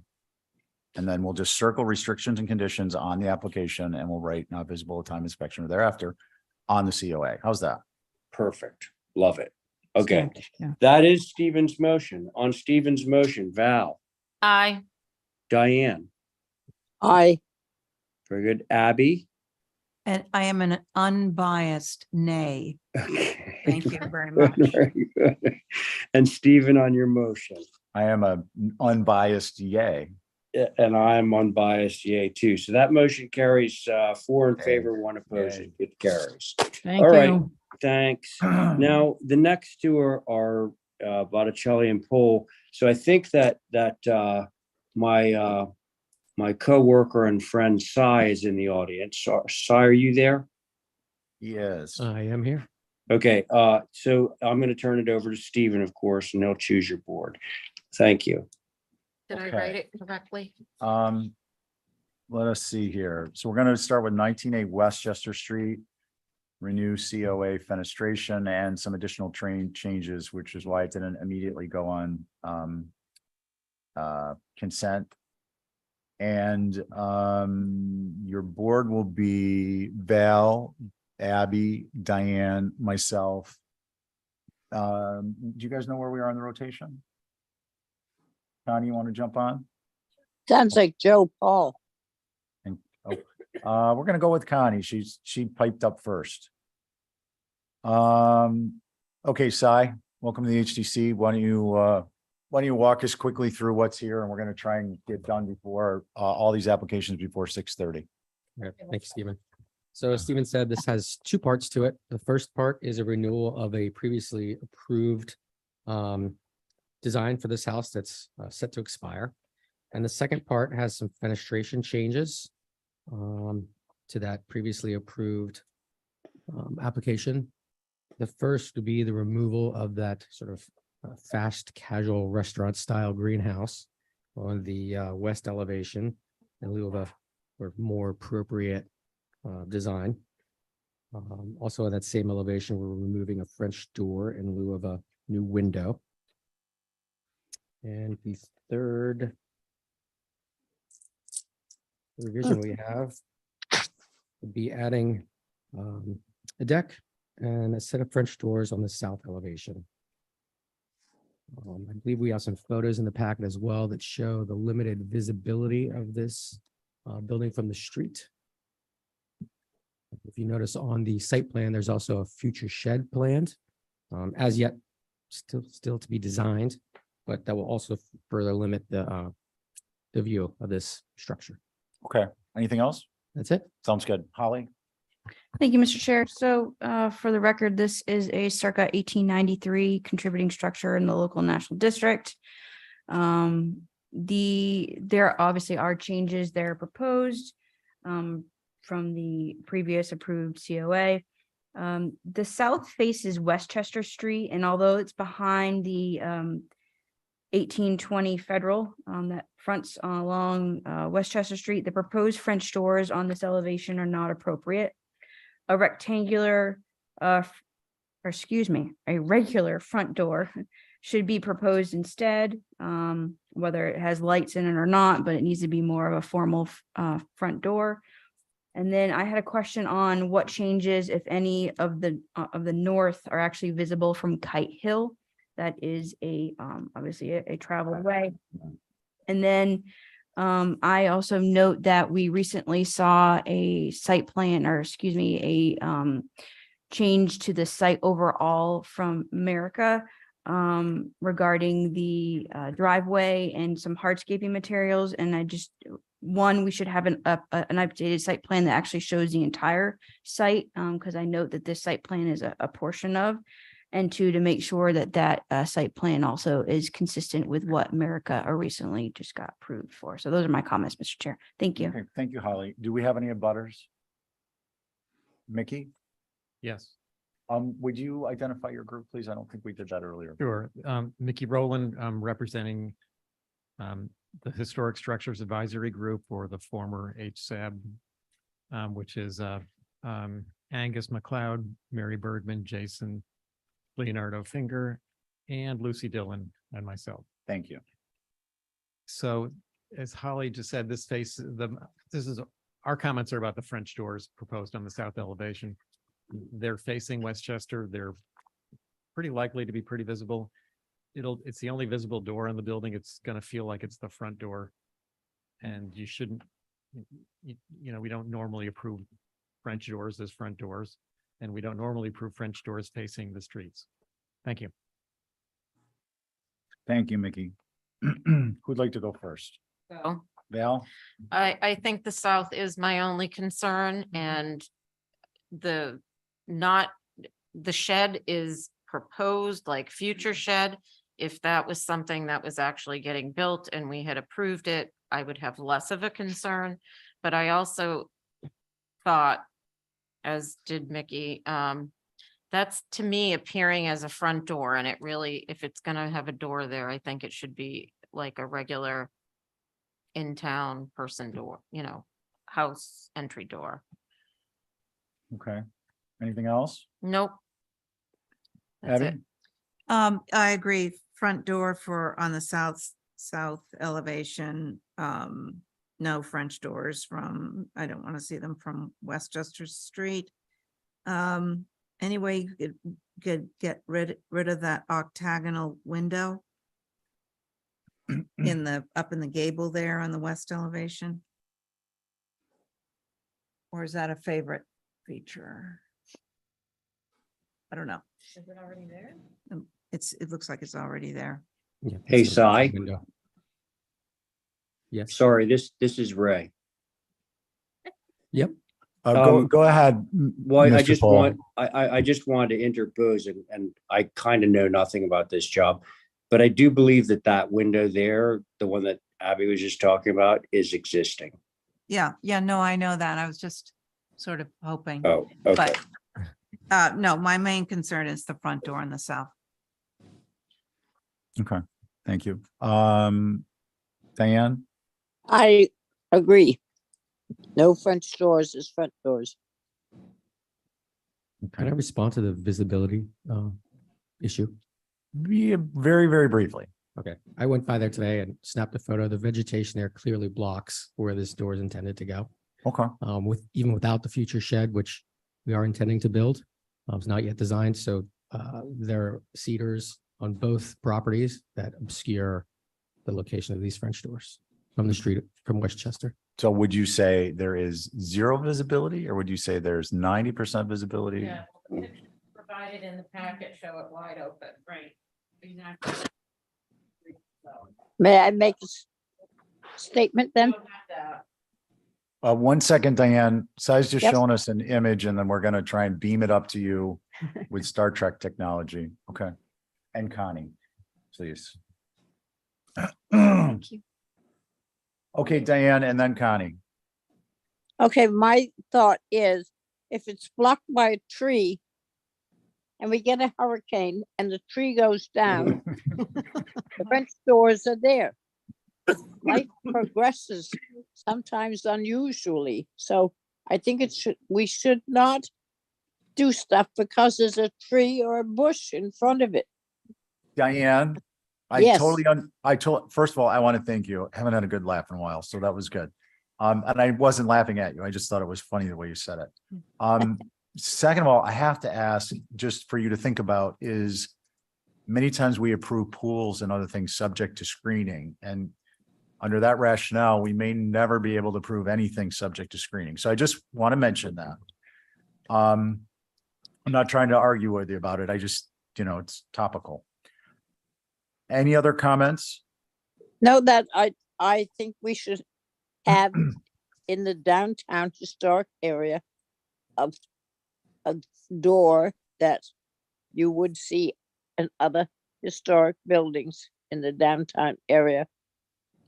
So that's all. Okay, fair point. I sent you a picture, Diane. It's a little blurry, but you get the idea. Okay. that Cy showed me. Connie? I would be in favor of nixing the French door.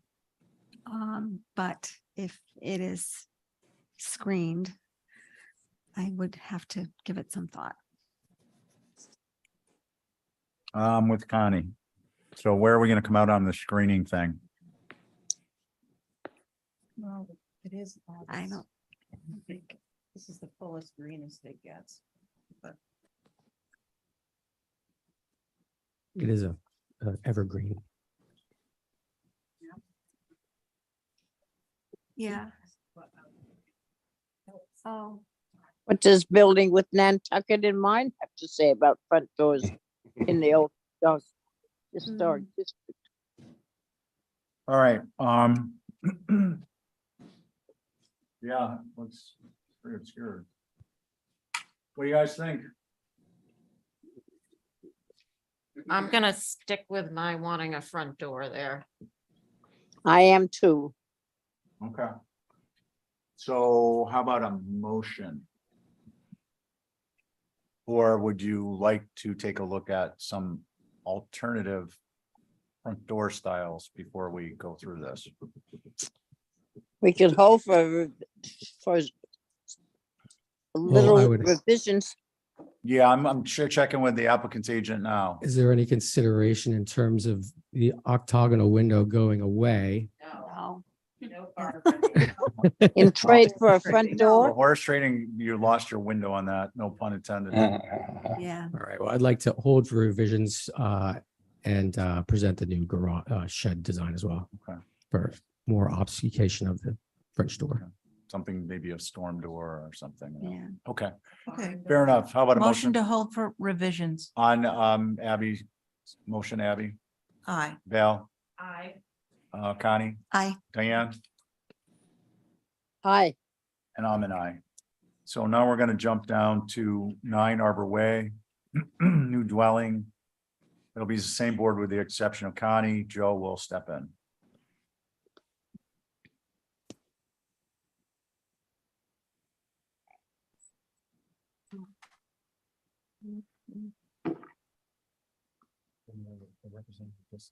yeah, Oh, you guys scared Cy away. I know. Go Oh. get Yeah, him, maybe get him. grab him. Yeah, run. Rabbit run. Poor Cy. I love your idea of a barn door. It looks like a barn. Yeah, I like that too. Because then, Yeah. winter's behind you. Or a Dutch. It could be a storm door that's a barn door. Yeah. Right. Dutch Any, doors, and then you could have the door you want behind it. Yeah, why didn't we say that? I did. Right. Oh, well, then why don't we just tell him that when he comes back in? Yeah. It'll be like Christmas. Hey, guys, Yeah, it's No. Ray. yeah. no, we're all set. Well, I have an Oh. idea. We're all set. no. So I just had to grab something. So he's got some Oh. supporting material. I believe Got it. Tammy had emailed earlier that was to be held. Oh. So, okay, guys, everyone, so we're gonna hold the next one, but so we're gonna revisit the get a motion to what is the right motion I want to use? Motion to reopen the last application. Motion to reconsider. So on the motion to reconsider, Val, Motion to reconsider the last application, 19A Westchester. okay, on your motion, Aye. Abby, All right. Diane, Hi. Connie, I, and I'm an I. So with that having been done, we're not sure it was articulated to you because we're not sure it was, we realized it wasn't articulated amongst ourselves. There may be an opportunity to use along the lines of a storm door, a barn door style. Okay. And then if you have a different door behind that, that's behind it. Got it. So if we wanted to bring that to your attention while you're here, and if there's some traction, let's get this thing moved.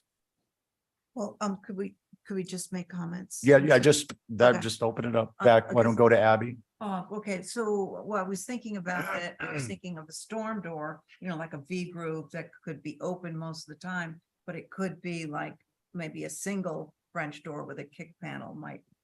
Or a Dutch door that has a little bit more sort of a cottage. Front door. Those were my thoughts. Okay, Val. I like the idea of the doors being the typical, what we ask for in town, although we're not asking for typical things, I don't think anymore. 12 lights with a kick panel. And mitigating it with some sort of sliding door in front of it, like a barn. Like a thing. Because it looks like a barn. Connie, and then we'll go to the public after Holly. I would be in favor of either of those options. Okay. I'll hold one comment. Holly, any?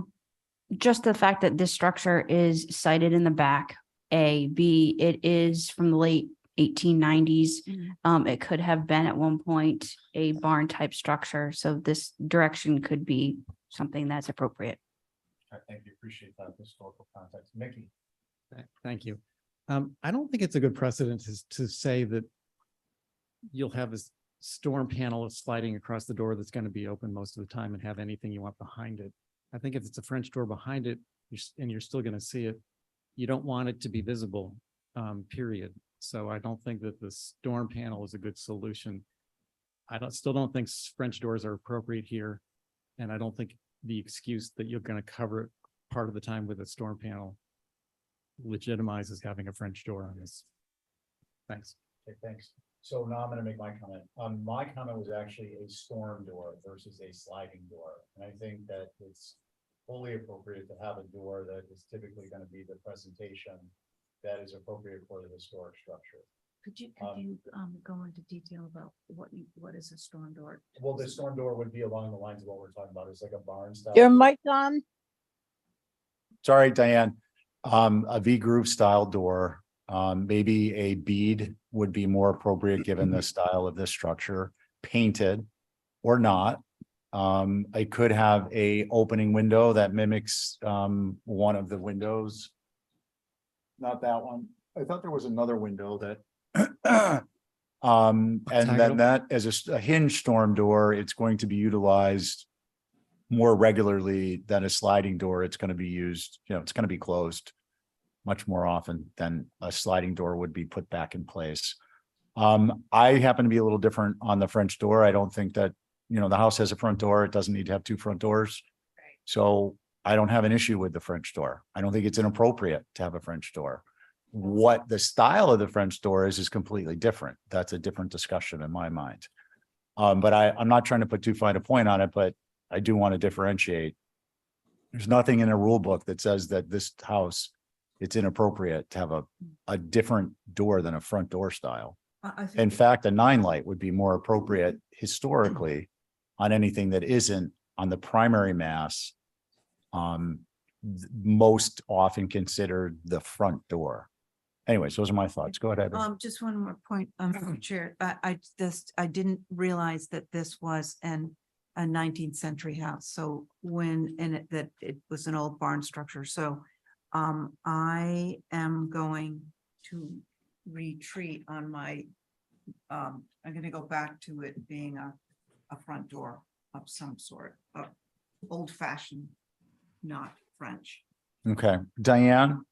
Me too. I don't think there should be a French door there. If the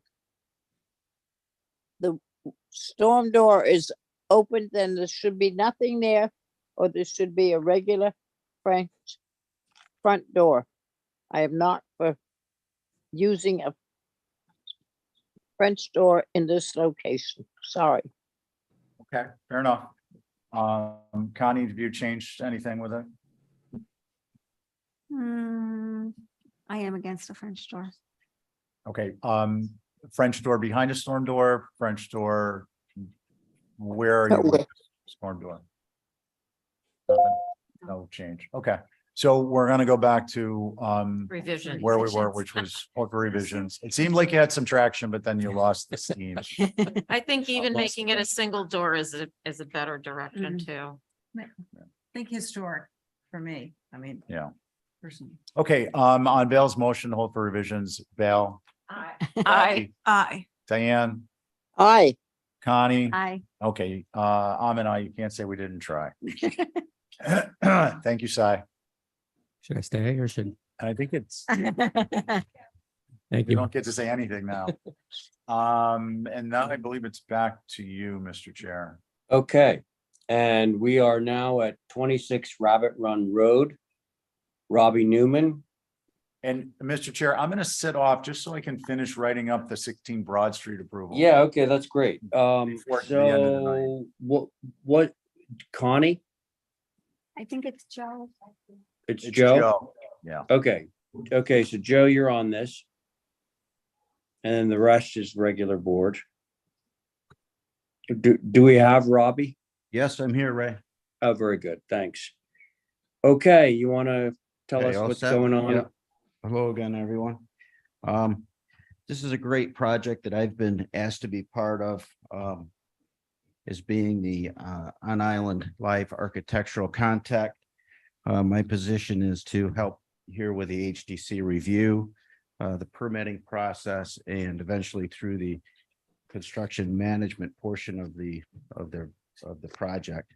The lead architects are Ben Herder and Samantha Veldus of Doing Schmidt Kearns out of Concord, Mass. They'll be joining us via Zoom in just a few minutes.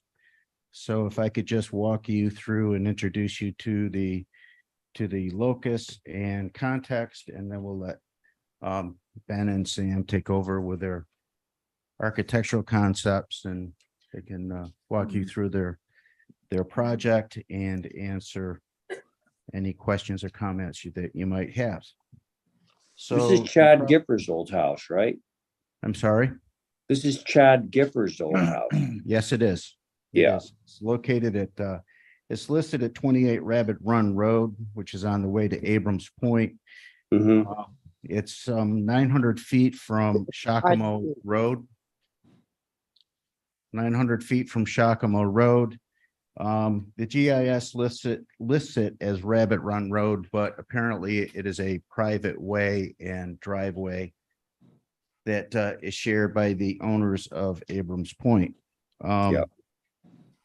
So if we could scroll to the sheet that has the 4 photographs, we have some drone shots from the harbor, as well as some eye level shots, which give you, I think, a pretty nice introduction of context. There's been quite a bit of new construction along Shakamo Hills Road over the last 10 or 15 years or so. So I'm sure that you are all aware of the neighborhood, the types of buildings that are being constructed there, the remoteness, the sensitivity of the environment, and the overall location and beauty of the area. So I guess with that, Ben or Sam can introduce you to their project. Sure. Thanks very much, Rob, for the introduction. I think that gave a good synopsis of where we are. Thank you, board, for hearing us tonight. Do I have the ability to walk you through the slides? I have it pulled up on my screen as well.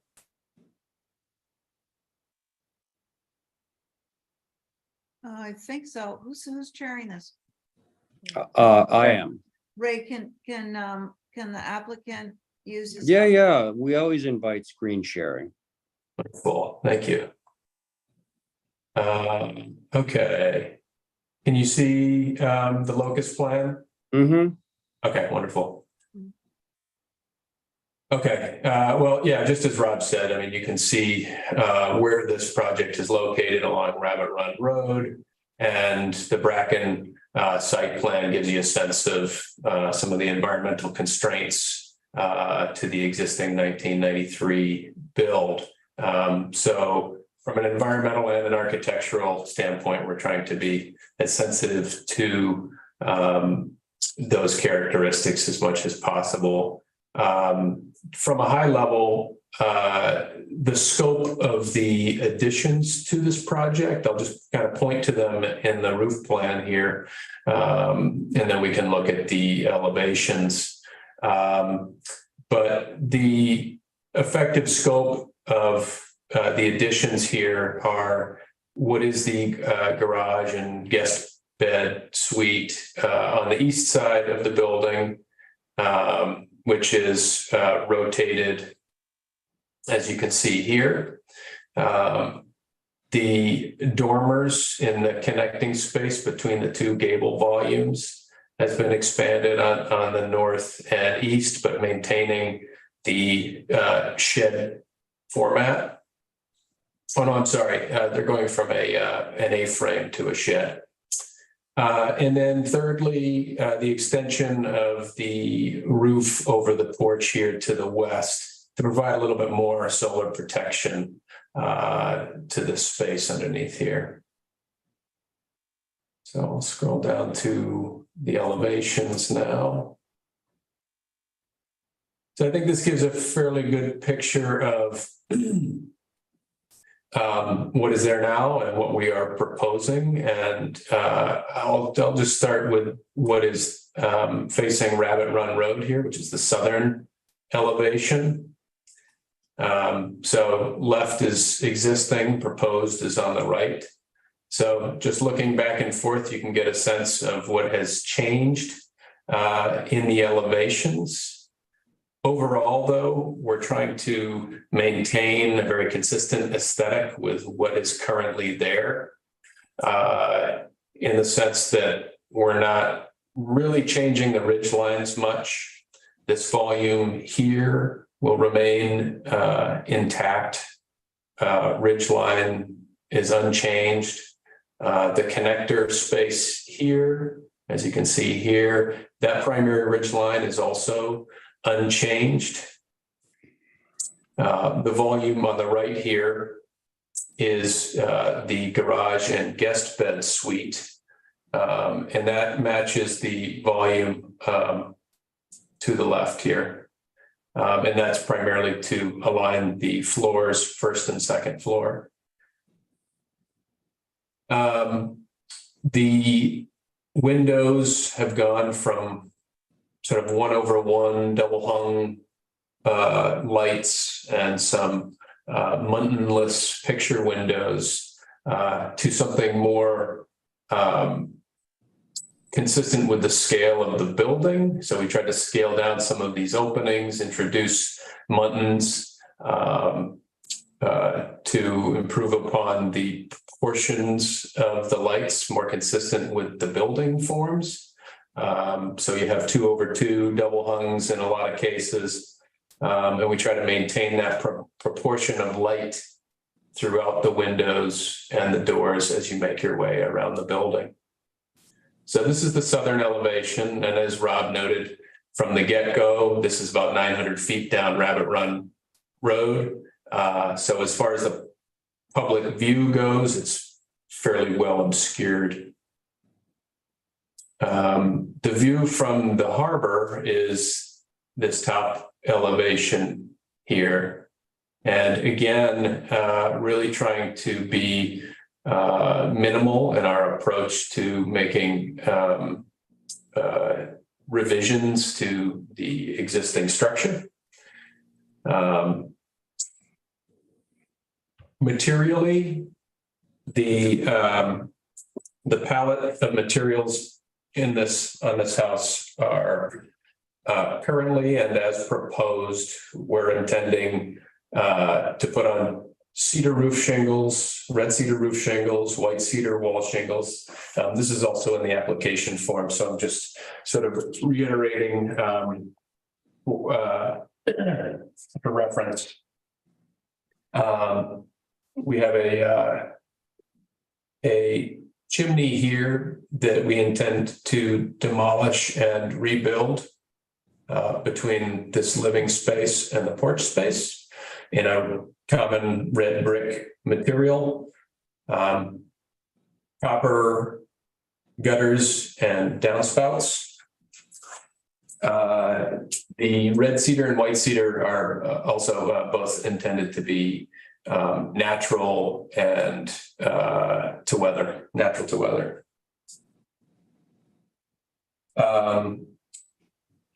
I'll focus on the windows now. So one edit I wanted to make on the windows is, I think in the form we said pebble gray for the color of the sashes for these windows.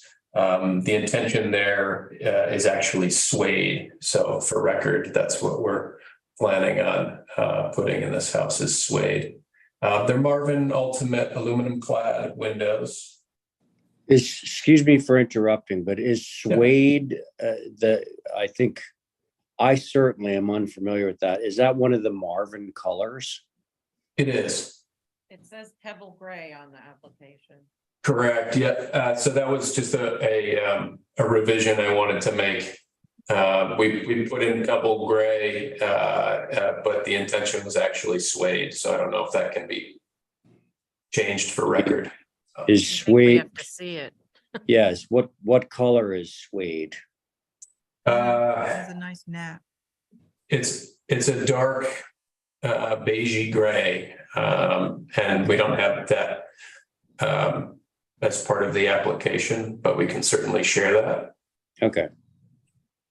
It's close to Terratone and Anderson, I think. Okay. Let's All right. Continue. Okay. Continue. So railings such as this railing here, which is existing, and then there's a railing over here on this roof deck. The intention is cedar as well with an Ipe cap. The decking on the deck is to be replaced, as well as the decking on this roof deck to be replaced. And the intention there is Ipe natural to weather as well. Okay. So I think, you know, that's the majority of the project. I'd love to open it up to discussion. Yeah. Most I of think what we're is ready. in there is Yeah. I think we get a good overview of it. Thank you very much. Is there anybody else, not including board members, who wants to speak on this application before I do turn it over to the board? Okay, very good. Now we can turn it over to board members. Who would like to begin? I'll go. Thank you. Given its location, I don't have as much of a concern with any of the elevations except for the one facing the harbor, which I think will have the biggest impact. And I think the massing is appropriate. It's the ganged windows in all of the masses that is a concern for me. I know they're replacing picture windows, but it was a simpler facade then. This seems much more complicated. I'd like to see less windows or some spacing between them or something. And a sample of the Wait. color. Yeah. Yeah. That's it. I Okay. can go, Mr. Chair, because. Val, thank you. Abby, go. Yeah. So I totally agree with Val. I would say my main concern is from the harbor, that those ganged windows are overwhelming first and second floor. I would change any triples to 2 divided windows, and where you have 4, maybe they're more, not ganged. So I think that I am in agreement with Val. Thank you. All right, Abby, thanks. Short and sweet. Who's next? I could go. Great, thanks, Joe. I think the project is successful from the west and diminishes towards the east.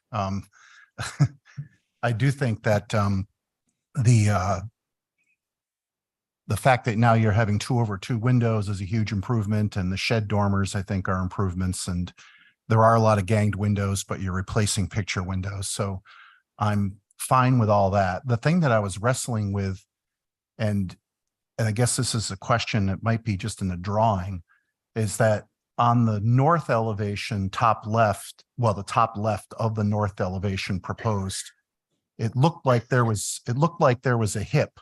And then on the south elevation, it looked like you had a hip. But then looking at the roof plan, it looks like you've flattened both of the gables so that they look like they're in the same plane, and then you've drawn it kind of receding back at an angle.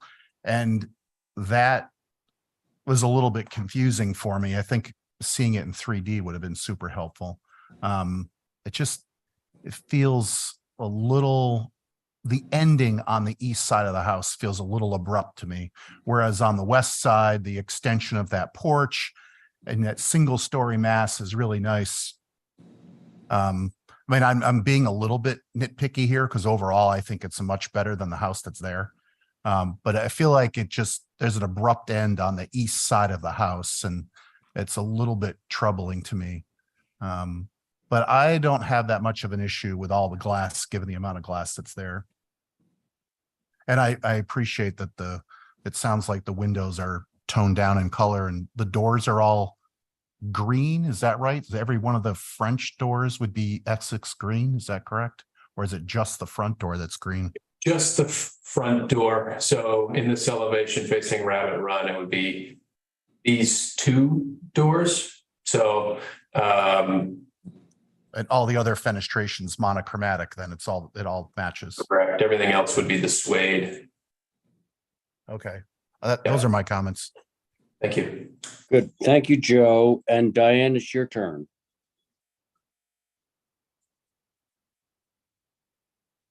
Diane. I think you might be muted, Diane. Let's see. There it is. There she is. How long is the building from east to west? In the proposed south elevation, I guess that's what I'm looking at. The proposed south and north, how long is that?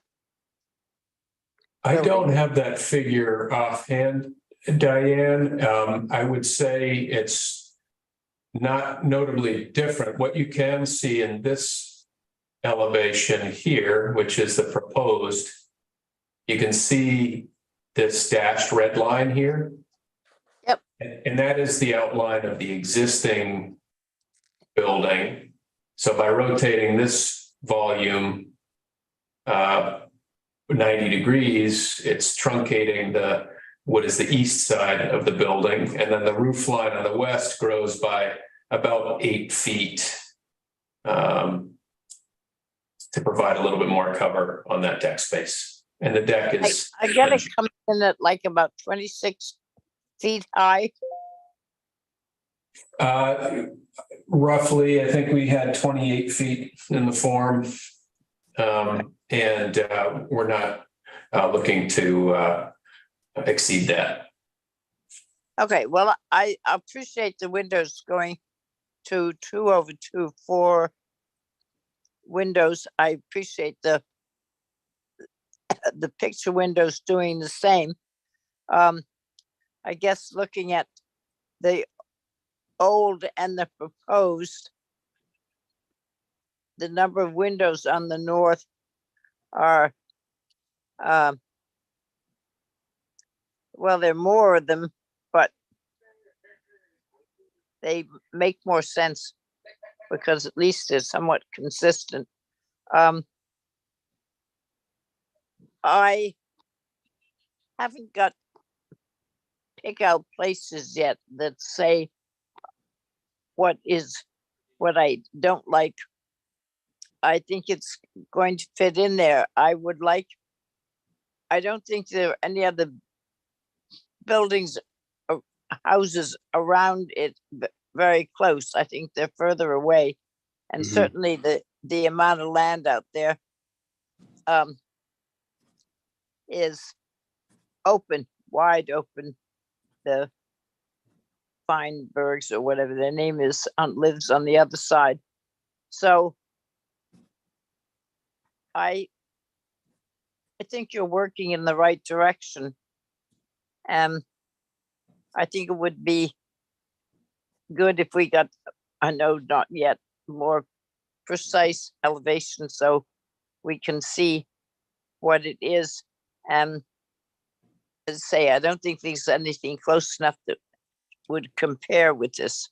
But I think you've done a good beginning job. Thank you.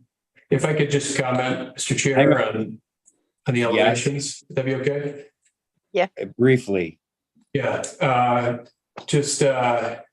you can see in the floor plan, or the roof plan, that it's a serpentine footprint, if you will. And so the reason that these elevations, these gable ends read kind of, the east end here reads similarly flat to this elevation here is because it is an oblique angle and we're seeing part of the side and part of the gable there too. So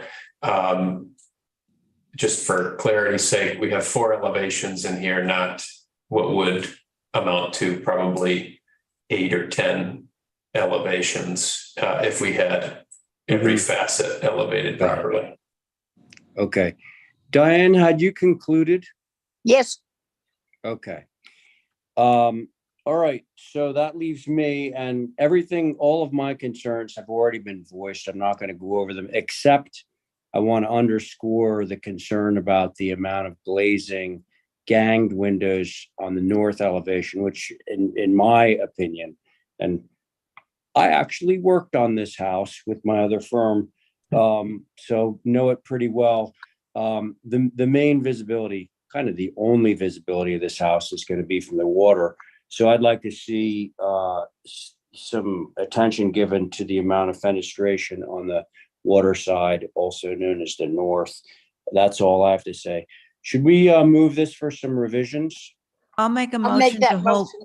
Oh, goodness. Okay, so I'm going to take Abby's. That is Abby's motion is to hold for revisions, correct? Yes. All right, thank you. Thank you, Abby. Okay, so on Abby's motion, Diane. Aye. Thank you, Joe. Aye. Thank you, Val. Aye.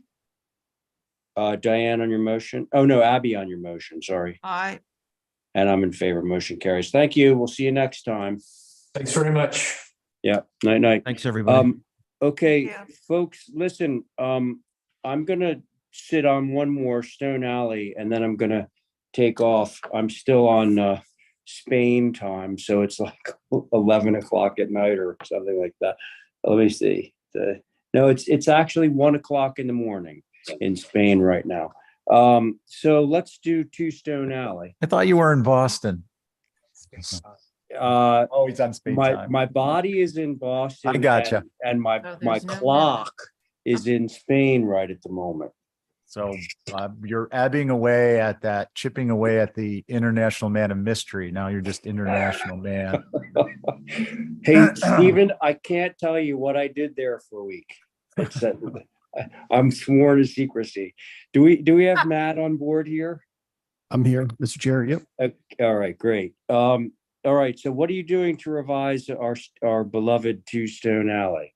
By the way, unless I'm mistaken, we do have the regular board on this, right? Yeah. All of our regular. Okay, there we go. All right, go ahead, Matt. Okay, thank you, Mr. Chair. So we're just making some fenestration changes. I can run through them really quickly. Please do.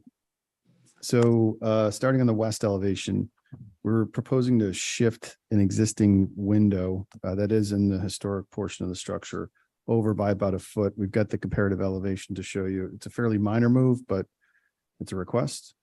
It's not. It should be. Oh, there we go. There it is. Not on ours. Not. We included the entire previous approval for reference. So if you scroll down to This is 82.1. a book. Well, Okay, folks, the window in question is right next to that sort of second floor projecting piece, just to the left of it. That it has a red circle around it. Correct. He's moving it closer to the cross gable. yes. All right, so continue, Matthew. Thank you, Mr. Chair. So the other change on the west elevation is we're proposing to rebuild that chimney exactly like kind. We initially did not want to touch that as we're getting into pre-construction. an excavation were some of the feedback that we've received from the masonry contractor and the general contractor is that foundation supporting that chimney will be undermined. And so it's likely that it will be damaged as part of the renovation. And so we were hoping to just rebuild it exactly the way it is. So look forward to comments from the board on that. Again, not our preference, but feedback we received from the masonry contractor. Shifting to the east elevation, which is the rear of the structure. We were looking to change a window from a 8/1 to a 3/6 cottage style, and then add a window on what we were referring to as part A of the structure, which is clouded on the right side of the east elevation. Finally, we're looking to increase the size of one of the basement windows to a 9 light and add an outdoor shower. I believe that are all the changes. I'm sorry, the south elevation, we wanted to change the door type and add a side light. It's a little bit unique, but we feel like it's really not going to be visible from anywhere. And just trying to capture some more natural daylight in there. And I think that's the extent of the changes, Mr. Chair. Thank you. All right, Matthew, thank you. Holly, Thank you, Mr. Chair. So again, for the record, this is the individually significant Eliza Codd house from circa 1858 to 1871. A barn turned into a dwelling by Eliza Codd herself. Again, I think I mentioned it before, but I'm going to say it again, that the DC survey that's on file that was created in 1988-89 was incorrectly done, as well as the HABs that was done in 1970. Two Stone Alley was incorrectly labeled as the George B. Upton House, was actually the house over down on the bluff. And 14.5 Orange Street behind Levi Coffin House as the Isaac Chase House. However, HAB's documentation for the Orange Street Union Street study had been debunked in the past times. I just wanted to mention that for the record. Revisions to this application to replace the chimney, fenestration, renovations, and outdoor shower, and relocate the window. The window replacement and end chimney are character defining features of Eliza Codd. Work on her own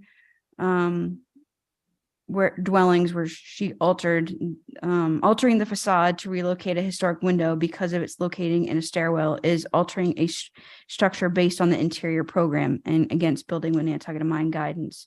The end chimney should not be replaced unless structurally unstable. It sounds like that's the case. And I was just curious on, finding out exactly, what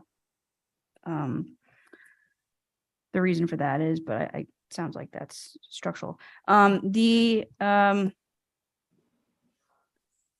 approval. The plans that was previously approved on the hardscaping COA. Oh, the outdoor shower. Sorry. There was indicated in this large packet that the outdoor shower was previously approved on the hardscaping COA. And I was unaware of that. Just want to notate that for the record. So I didn't know if this is supposed to be like a clarification. Outdoor showers shouldn't be obviously included on a landscape plan. So, and then where is the retained existing window on the east coming from? I notated there was existing one that was being retained. Sorry. Can you repeat that question? Sorry. On the east, there's a notation that says retain existing window. I was curious when there was coming from. That window is actually existing.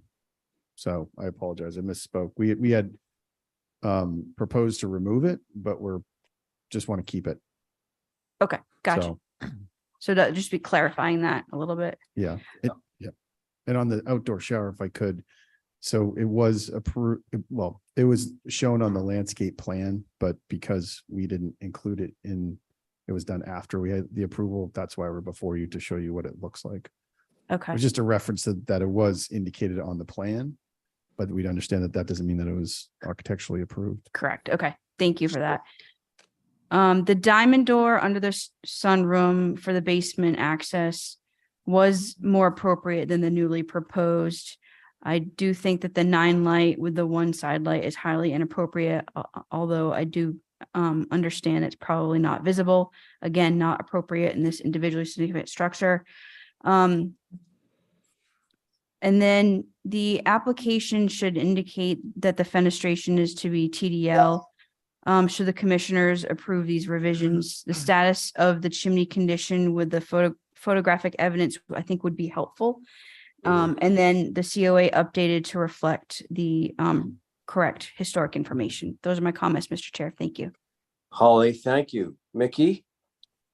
Yes, so I agree with what Holly is saying about almost everything she said, probably everything she said, including the chimney. You know, we move houses without damaging the chimney. You know, houses with chimneys inside that are able to be done without damaging them. So I think that there must be a way that you could probably deal with this chimney without having to take it down and rebuild it. It'll never go back the same way it is now. The other concern was on the north and probably east elevations, there's some new proposed 3/6 windows. I think those are out of place. We think those are out of place. They could probably just remain as 6/6 windows if they're raised up. I imagine there's ceiling height enough to do that. The 3/6s don't seem appropriate. So thank you. Mr. Chair, could I just clarify, or because I actually held this to read the former historic structure advisory board comments about aligning the windows. We're happy to change the window type to whatever the board deems most appropriate.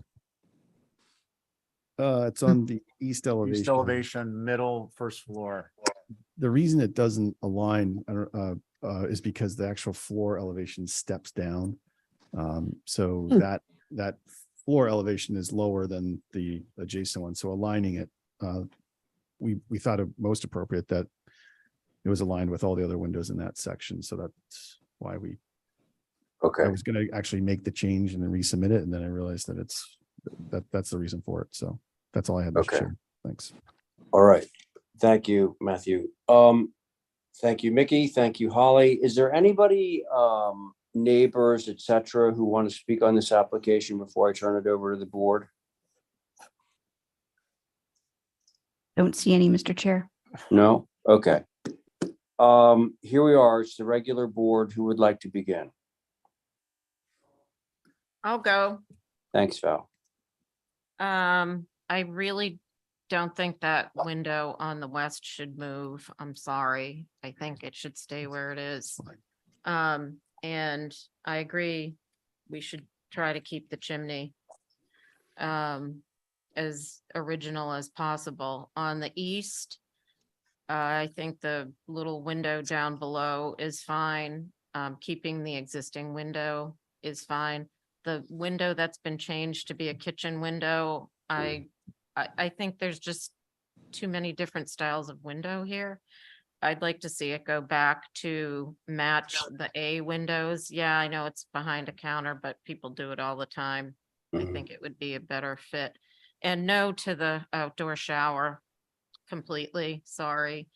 And on the south, I agree with the very simple little sweet diamond door that was there being more appropriate. That's it.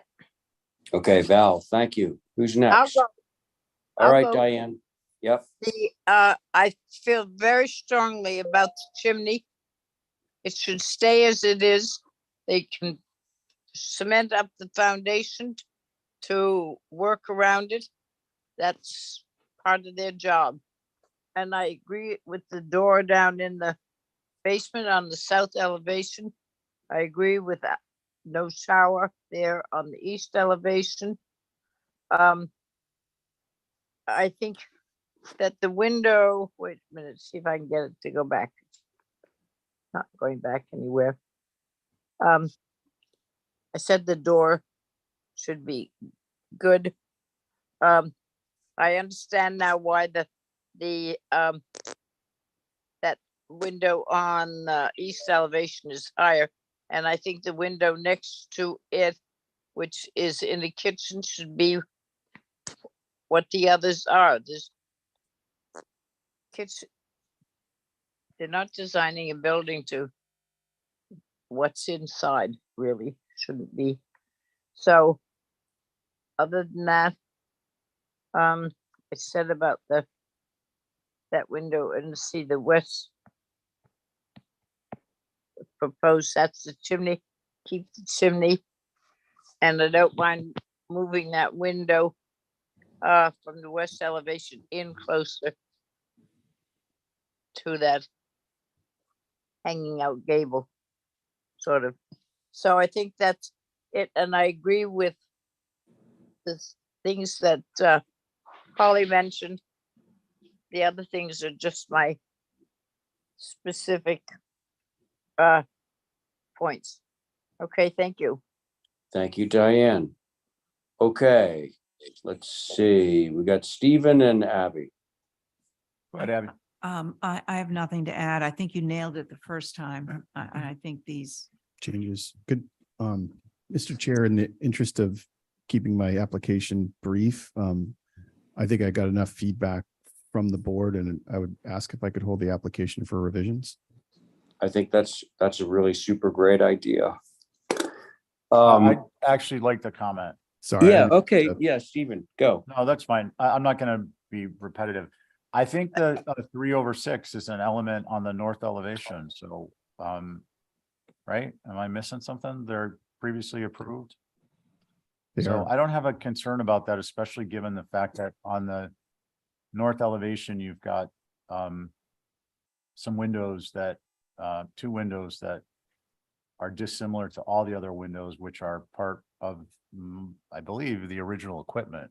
They are. So then if you come around to the, I'm sorry, I just get lost on this structure. I think it's The I'm not sure east? why, but the east, that modified fenestration, which is the 3/6, is actually not going to ever probably be seen just as you're looking at it, because you'd have to be in the backyard. You're always going to see that window walking up. If you're seeing that window, you're walking up the hill, not, or you're looking back over your shoulder, and what you're going to see are the 3/6 immediately to the right of it towards Stone Alley. So I think that particular window change is not inappropriate. The other window change I could go along with to simplify things, the other one being the emergency egress. I'm a no on the shower unless it's wrapped around on the south out of view. I agree that the barn door, which is actually the type of door I was thinking about over in Westchester, that is really quaint, charming, appropriate. But this, I don't think the south is viewable from anywhere, so I'm just not as concerned about it. That shower, definitely not anywhere that can be seen. And the chimney, Matt, I just don't think you're going to rise to a level of being able to document the necessity to replace that. But if you did, that is something I would consider. Thank you. Okay, well, actually, yeah, I agree with some of the points. I think all the points that Stephen just made. Good point on the 3/6. Mr. Chair, Excuse me, yes. I wanted to point out, Adrian, if you can go to page sheet 31 of the packet. To Stephen's point about the 3/6, I'm noting a discrepancy, and I kind of want obviously clarification for everybody. On the north elevation, which faces Stone Alley, the middle mass on the previously approved over here actually shows a regular 6/6 and a 3/6, whereas the proposed elevation doesn't show. You move that over a little bit. I'm getting it. You see these? Yes, this needs to be Yeah. bubbled if that's the Yeah. case. So that needs. Well, it's clearly not what was approved. So the one on the left was not approved, but the one on the right was. That's what it looks like. Apparently so. I can clarify that. Yeah, I can clarify. Thank you. Thank you. All right. Well, okay, so we're moving this for some revisions, right, Matt? Yeah, and I didn't mean to cut anybody off. I just was trying to No, be. I'll make that motion. No. Okay, I appreciate your feedback. That was Where- really helpful. We all got I won't big do that next shoulders time. here. We can speak up for ourselves. Yeah. Okay, so Abby has made a motion to hold for revisions on that motion. Val, Aye. Stephen, Aye. Diane, Aye. Abby on your motion, Aye. and I'm in favor. Thank Okay, you very much. Matthew. And so if you guys don't mind, I'm gonna say goodnight for now. Yep. Good Feel night. better. And yeah, I hope you all have a good night. Nice talking to you. Thanks for joining us. Yeah, it was nice to be here. Nice to be back in the States. All right, guys. Night, night. See you, Ray. Bye. All right, so, do we have David? You zoom in? Yes, I'm here. Hey, David. So, once you get a site plan up, you can start. We're gonna, your board is going to be Val, Abby, Diane, myself. Give this to. You want to give it? Yeah. Will be Val, Diane, Connie, Joe, and myself. Sounds good. As short and sweet as you can make it and feel effective. All right. I wish there was pictures. This looks like a pretty complex plan, but actually you've seen this project several times before, and it's really just a matter of paving and an outdoor shower. The driveway looks like a chicken pocked contraption, but it's actually just pavement with grass squares. And part of this has to do with the Conservation Commission, and part of it has to do with an aesthetic that the client is looking for. There's really not much to talk about, except we have bluestone around the back and sides of the house. We have gray granite in the driveway with grass square cutouts, and about the only place that we could fit an outdoor shower is where it's shown at the top left of the drawing. Right on the lot. street. Okay. Yeah, well, not right on the street, but on the street. We'll get a chance to pipe in a minute. I'm sure. Okay. Questions on just what's presented, anyone? Like, for instance, could you give us a little bit more of a breakdown on the paving pattern? Well, I think it would be helpful if there was pictures of the house. Okay. So, And Val then would like- maybe a picture of what that looks like. so Val would like to have some pictures, David. Yeah. And could you That's- go ahead and give us about a description of the paver area? Yeah, the pavers are, I don't know if it's clear in that blow up, but at the top of the drawing, but essentially they're 12-inch by 24-inch pavers set in a square pattern, and they surround a 12-inch square grass panel. And so there are tufts of grass coming up through the pavement, basically in a square pattern. And that's basically it. It's let's see what else. This house has been before you so many times. That's why I didn't bother with photographs. I thought it was going to be ad nauseum, but We look at so many buildings, my dear. I'm Always sure. put pictures in. Yeah. Okay, David. No, that's helpful information. We're gonna, this is, I think just given the comments so far, it's gonna be we're gonna need to get some images, but let's go through, Holly. Thank you, Mr. Chair. So yes, this structure on this lot is an infill that replaces the 1965 Seward Johnson's building. And again, reminding that everything in this location has to comply with our resilient Nantucket design guidelines. And we do have guidelines on paving and hardscape. So this is for the driveway, the apron, hardscaping along the that's flanking the building, as well as an outdoor shower. There's a lot of impervious surface proposed in an area that floods. However, appreciate the granite pavers with the permeable and grass for the driveway. Photos would have been very helpful. The existing brick driveway is in a running bond. the existing brick sidewalk is in a running bond, and having the apron being herringbone is incongruent and not appropriate. Keep the running bond, but in a soldier course. Details of the proposed bluestone walkway that are flanking the building would be very helpful. It's really, really hard to tell. And I note that the commissioners are, when they review these, they're looking at the digital plan that we see before us tonight. Same for the large patio area along the harbor. I don't know if the commissioners saw that, but that's exactly the same thing where the bluestone continues, understanding that there's grass in between for retaining some more porous surface. And the placement of the 4x4 outdoor shower is odd and not appropriate. It should be relocated to another location. And I would just say for the driveway itself, again, appreciate wanting to have more of a porous surface, but maybe provide more grass in between. So those are my comments, Mr. Chair. Thank you. Thank you, Holly. Any butters? Mickey? So the paving material is highly unusual. I'm not sure I've ever even seen that before. I think it should be much simpler. Probably shell or gravel would be more appropriate than solid paving. The outdoor shower is not appropriate in front of the house. It should be either attached to the side of the house or placed in the back, but definitely not between the house and the street.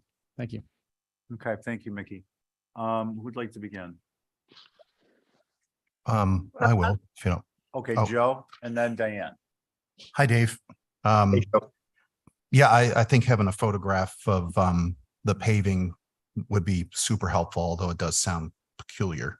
The shower, that 4x4 shower, I think one thought is if you did put it on the side, and I do like the idea of even attaching it to the house potentially, where you've got 9 feet, seems like you could fit a shower on the side of the house and have it set back from the front corner of the house, even, back beyond the actual entry door, not just the corner of the porch. So it seems like you could fit it there. And since this does relate to materiality, it looks like the shower has a wood floor. And I'm just bringing this up because the cross section shows it sitting on joists, which I think technically would count as a structure and you can't have it in your setback. So I think if you're going to put the bluestone on the sides, that material could run under the shower and then it falls into the category of a fence. But I think having it in the front of the house is not appropriate. Okay, thank you. Anything else? No, Diane? I was going to say the paving in the front should be pea stone, which is not impervious to water, so it will drain properly and all that. It's a huge parking lot. And when you see it from Eastern Street, it even looks bigger because it's probably bigger than most of them, being that it goes the full width of the property.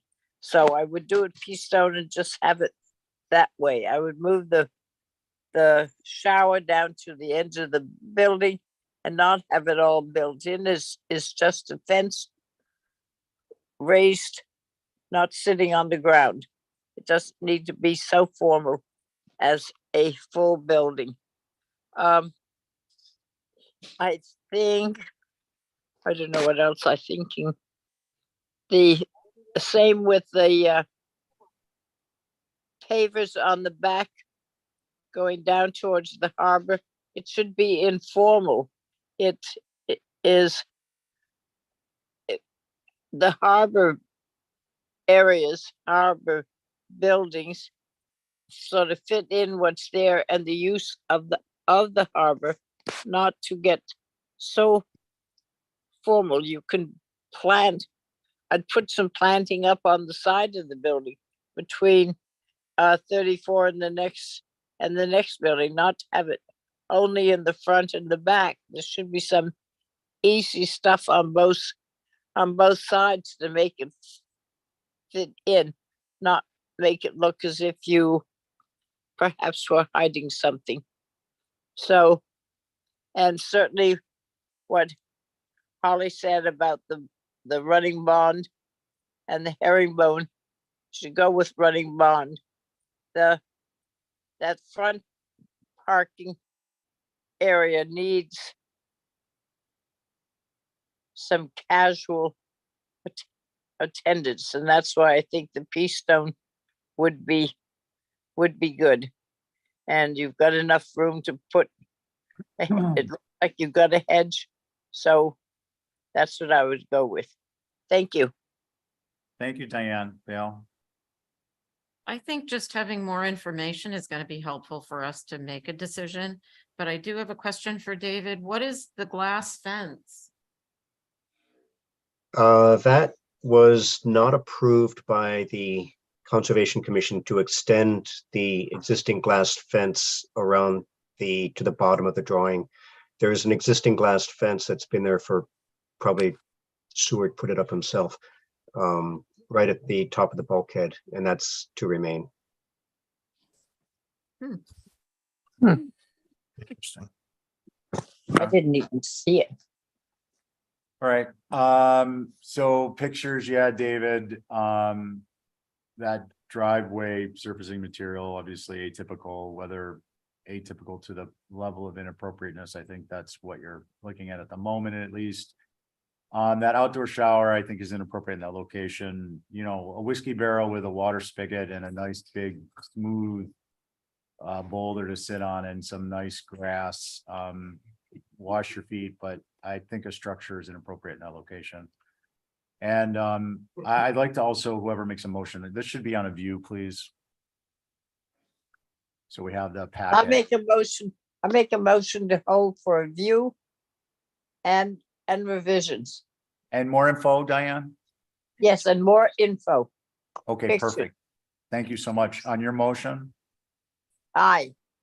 Connie, Aye. Joe, Aye. Val, Aye. and I'm an aye. Okay, great. All right, board, thank you very much. Thank you, Thanks, David. Dave. 143 Orange. Do we have Mark with us?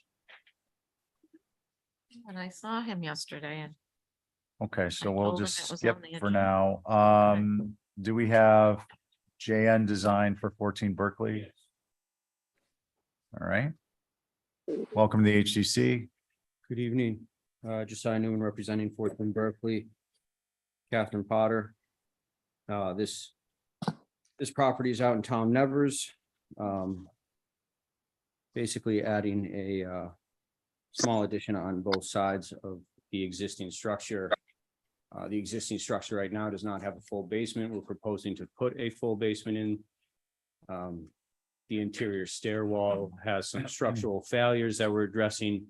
And in doing so and putting a full basement underneath, we're actually rotating the existing structure 90 degrees counterclockwise to what is there now. And that's why you can see in the proposed and the existing, the gables 90 degrees different.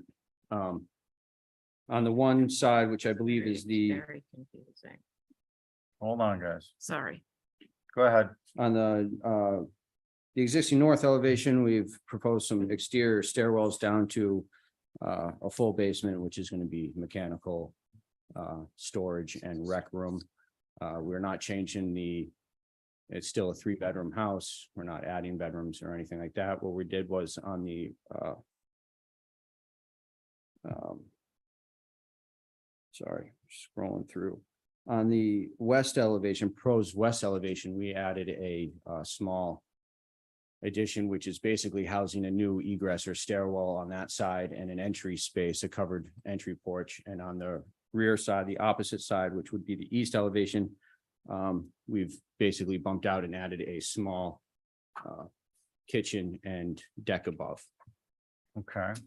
And open to comments, concerns. Okay, so first of all, anyone have questions on what's presented? Now that he said he rotated, I was so confused by what was going on. Sure. Okay. I think it'd be helpful to have, like, even though it's existing west next to proposed south, because then it makes sense in my brain. But anyway, thank you for that explanation.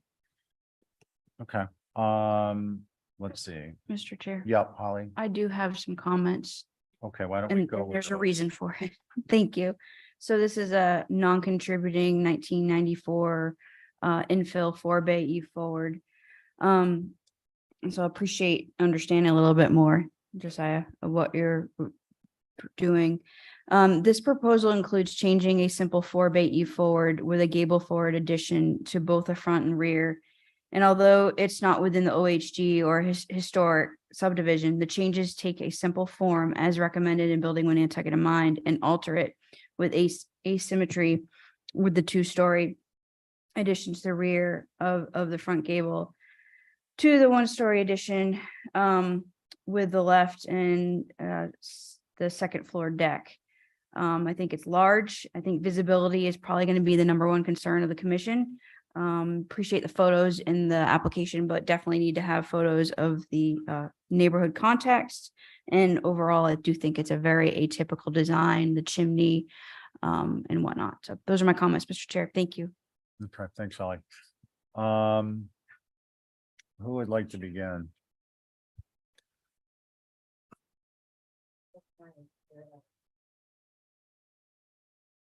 Yeah, I'm glad you explained about the rotation because first thing I did was go to roof plan, or excuse me, the GIS to look at the roof and see if I thought maybe the drawings were wrong, but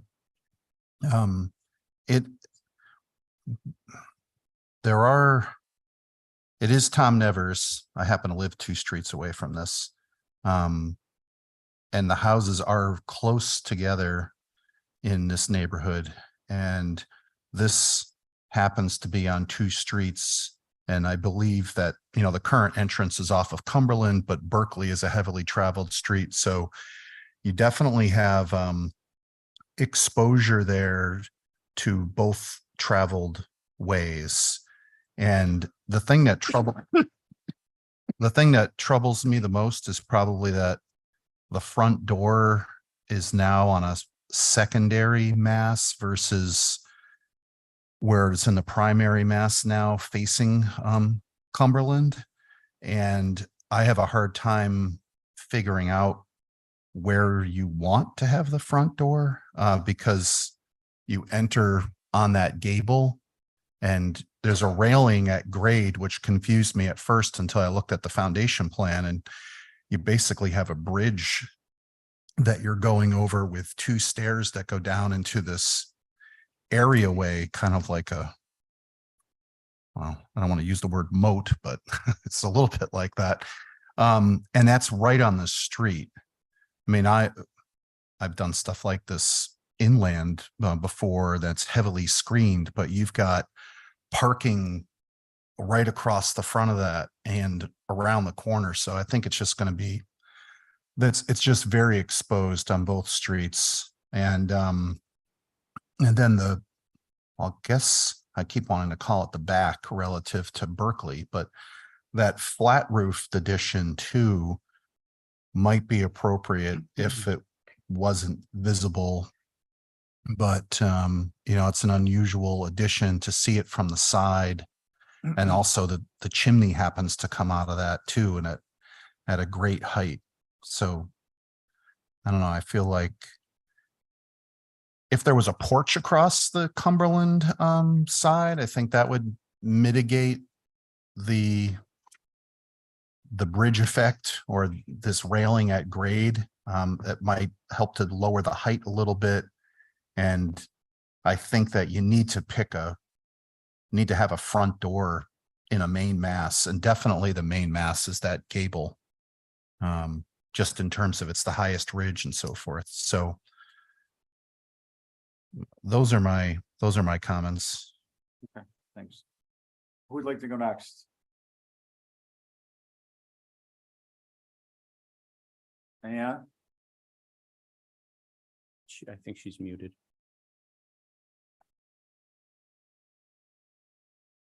I'm unmuted. I'm unmuted. I think that that like on the proposed north elevation, it is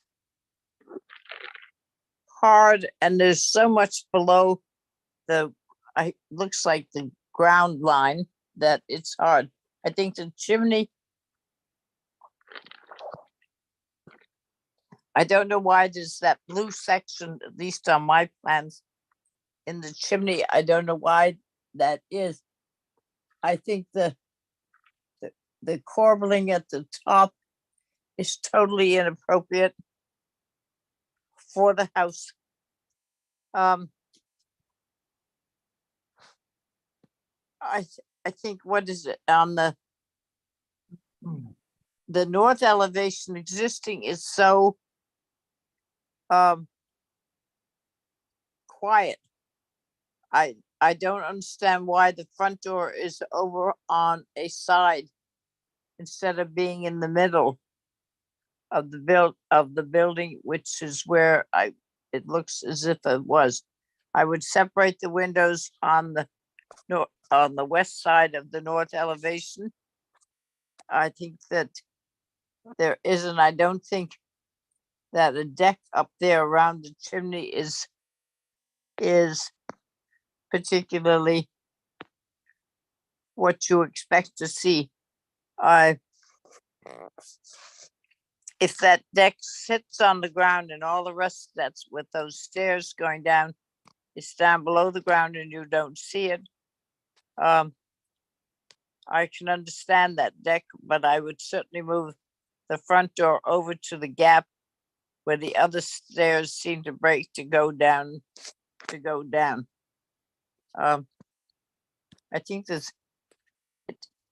it needs to have a little more thought, even though it's out into Tom Nevers in a somewhat casual place.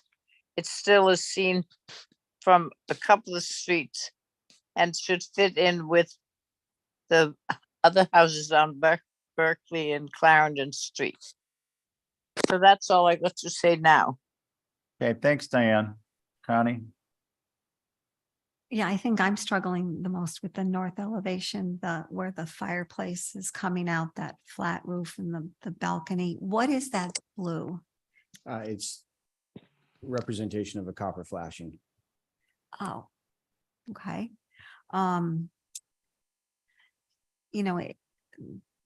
The house there now is just very simple, and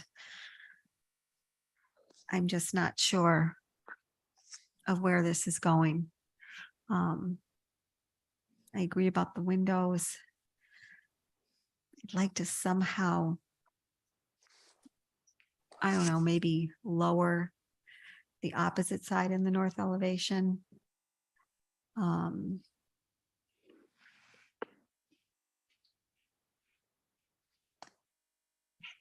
I think that's what I'm beginning with for Okay. now. Fair enough, thank you.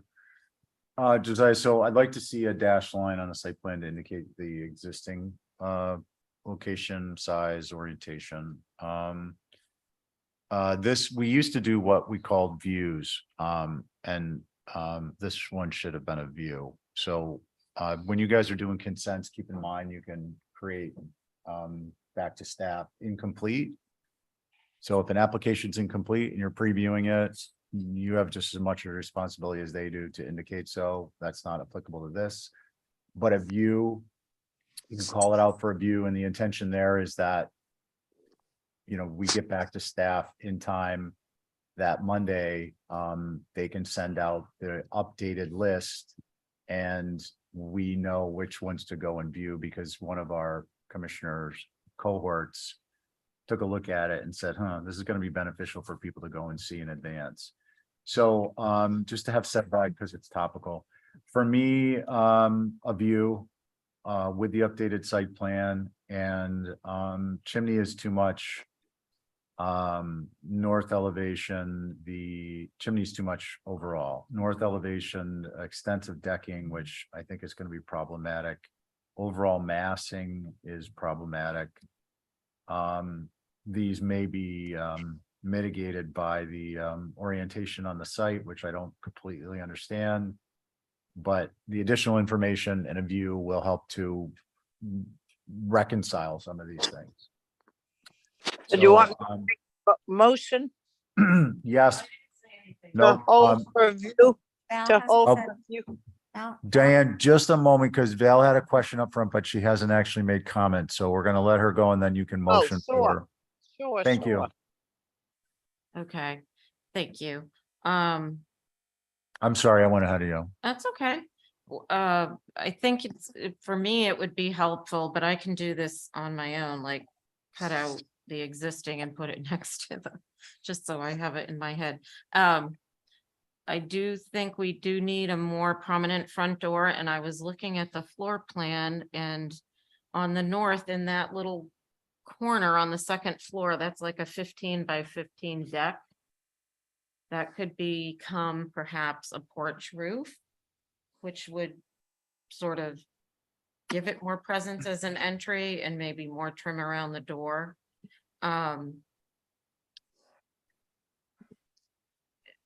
And overall, I think everybody sort of touched on stuff. The railing, the amount of railing, I think, is what's throwing me. And that's because it's keeping you from falling out of a moat. Is there any way to do some of that with like grates or something that's not a railing? We could fill it with water.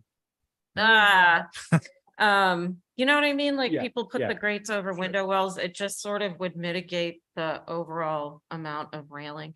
And yes, the chimney, I think, needs to be downsized Okay. some, but yes to a view for sure. So it would be, Diane, I think we're hopeful for a motion that's a view, additional information, including the existing indicated on the site plan. Absolutely, that was my motion. Okay, perfect. And That's what I thought. given that was Diane's motion, and Josiah, if you get a chance and you can just inlay at, like 3/16 inch scale, for instance, on the next to the proposed north, what actually the elevation that you're actually modifying prior to being modified. Sure. Now, how you label that is going to be tricky, but I think you can come up with a solution. Existing east or whatever. Yeah. One that before we rotate Basis it. of north, prior, east, whatever it is. Sure. Okay. Even a little key Yeah. on the elevations that show where it is on the plan, so you know which one faces the road. Sure. Yeah. That would be helpful. And also just on a quick question to Joe's comment about the hardscape and the driveway. The driveway layout in that site plan is an existing U shape, and the one to the side that we can modify if you think it is too much. We're still working on a hardscape, so that is subject to change with probably more vegetation, and so we are working on a hardscape plan as well to Bring in. Okay. try So- to change that existing driveway. Gotcha. So you can, maybe make notation on the information you send in. So when we're out there on a view, we understand. Sure. So back to Diane's motion. Diane, on your motion, Aye. Val, Connie, Aye. Joe, Aye. and I'm an aye. So that carries unanimously. Thank you, Great. Josiah. Thank you, everyone. That site plan would be helpful too, because you have a pool shown there. I know it's not on here, but having some greenery on there would be a huge help. Sure, Yeah. sure, and that'll go along with the hardscape. Yeah. Thank you, everyone. thank you. Do we have 8 Walsh? Yes. Okay, great. And who is representing? This is Julie Wellner. Hi, Julie. How are you this evening? Good. Welcome to the HCC. Thank you. Okay, so when you see your site plan up, you're good to go. Give us a lead in. Okay, so on August 1st, this project was submitted and it was asked to be split. Oh, this is new. Well, it was asked to be Hey. split. So they asked me to put the hardscape, which is this project, in for new. And then the window in for old. So right after this one, when you move to old business, then I'll be back on that one. But this is the hardscape at 8 Walsh, which the comments Okay. on. Is that good? Okay. And why don't we zoom in on the site plan a little bit and Julie, you could give us a quick rundown and we'll go from there. I just want to point out, guys, this was also a view I felt would be beneficial to see what we're looking at. Pardon me? Yeah, so Yeah, sure. this is a bluestone patio. When it was submitted before, there were some comments, so we've modified the hardscape size as well as the paver pattern. And so this responded to those comments. Okay. All right, Holly. Thank you, Mr. Chair. So for the record, this hardscaping is in relation with a circa 1920s bungalow on site. This site is also located within the AE 7 zone, and should follow resilient Nantucket design guidelines. From my rough calculation, it looks like this is about a 530 square foot patio. Obviously give or take. As previously stated on the first COA review, concerns with the large impervious area and runoff in the AE7 flood zone. Hey, guys, we've got to be very careful. We're not Concom and I don't want us discussing pervious and drainage and no Agreed. buts about it. It's not something that we can consider under our purview, and it could be grounds for an appeal to be vindicated contrary to what we all would like in an outcome. So I do not want to get into discussion about drainage, excuse me, or pervious or impervious materials. Duly noted, I'm referring it to the resilient Nantucket design guidelines that this commission has based on having more port and a less impervious surface. So that was where I don't want to argue the point. I understand they're in there. I don't think they're appropriate, and it's not something I want to be discussing. So staff recommendations would be to reduce the patio size, use stones that are similar to the front walkway as previously mentioned in the first review, and move to a more organic feel versus the bluestone. Those are my comments. Thank you. Those were very helpful. Thank you. And also note, so when we split this, we didn't get the minutes because didn't we discuss relocating the stairs and changing? That's the next application. Okay, so next time maybe we'll flip flop these. Okay, who would like to go? Mickey, you want to go? Sure. So agreed about the size. It's kind of a large patio for the neighborhood. And also about the stone materials. Bluestone is not a traditional stone for the area. A more natural colored stone would be preferable. Thanks. Okay, thank you. Appreciate it. So it is ourselves here and Diane. Who would like to go? I'll go. Actually, Diane, we're going to hold on a second. I want to open up discussion on the Julie, is there any modifications to the deck and the stairs in the other application? They're noted in the other application. So this is, it's just it's that extension right there for the door landing. But this is just the hardscape and the. No, I understand. I want to back up a second. In the other application, are there modifications to the layout of the deck and the steps versus what we're seeing? No.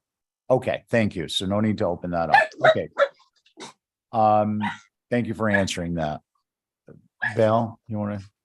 I didn't sit on the house part of it, so I'm just looking this with the front. As far as I'm concerned, it's wide open right there. You're gonna see that side yard is open, so I think it needs to be screened somehow. I see that it says new landscape, but it doesn't tell us anything. Hedge, fence, so yeah. And what the material looks like. Plant material and pictures.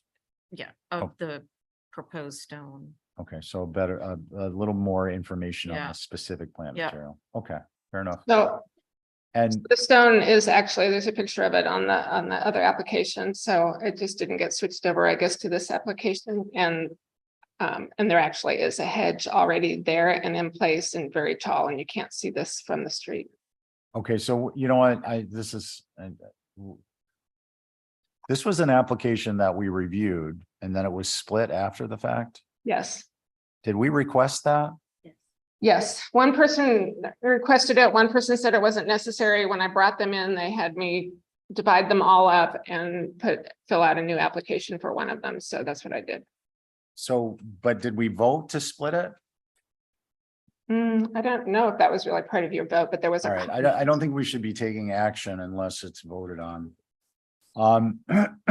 Number one, just because it makes it unnecessarily difficult when we're looking at an application again and the information is in different packets.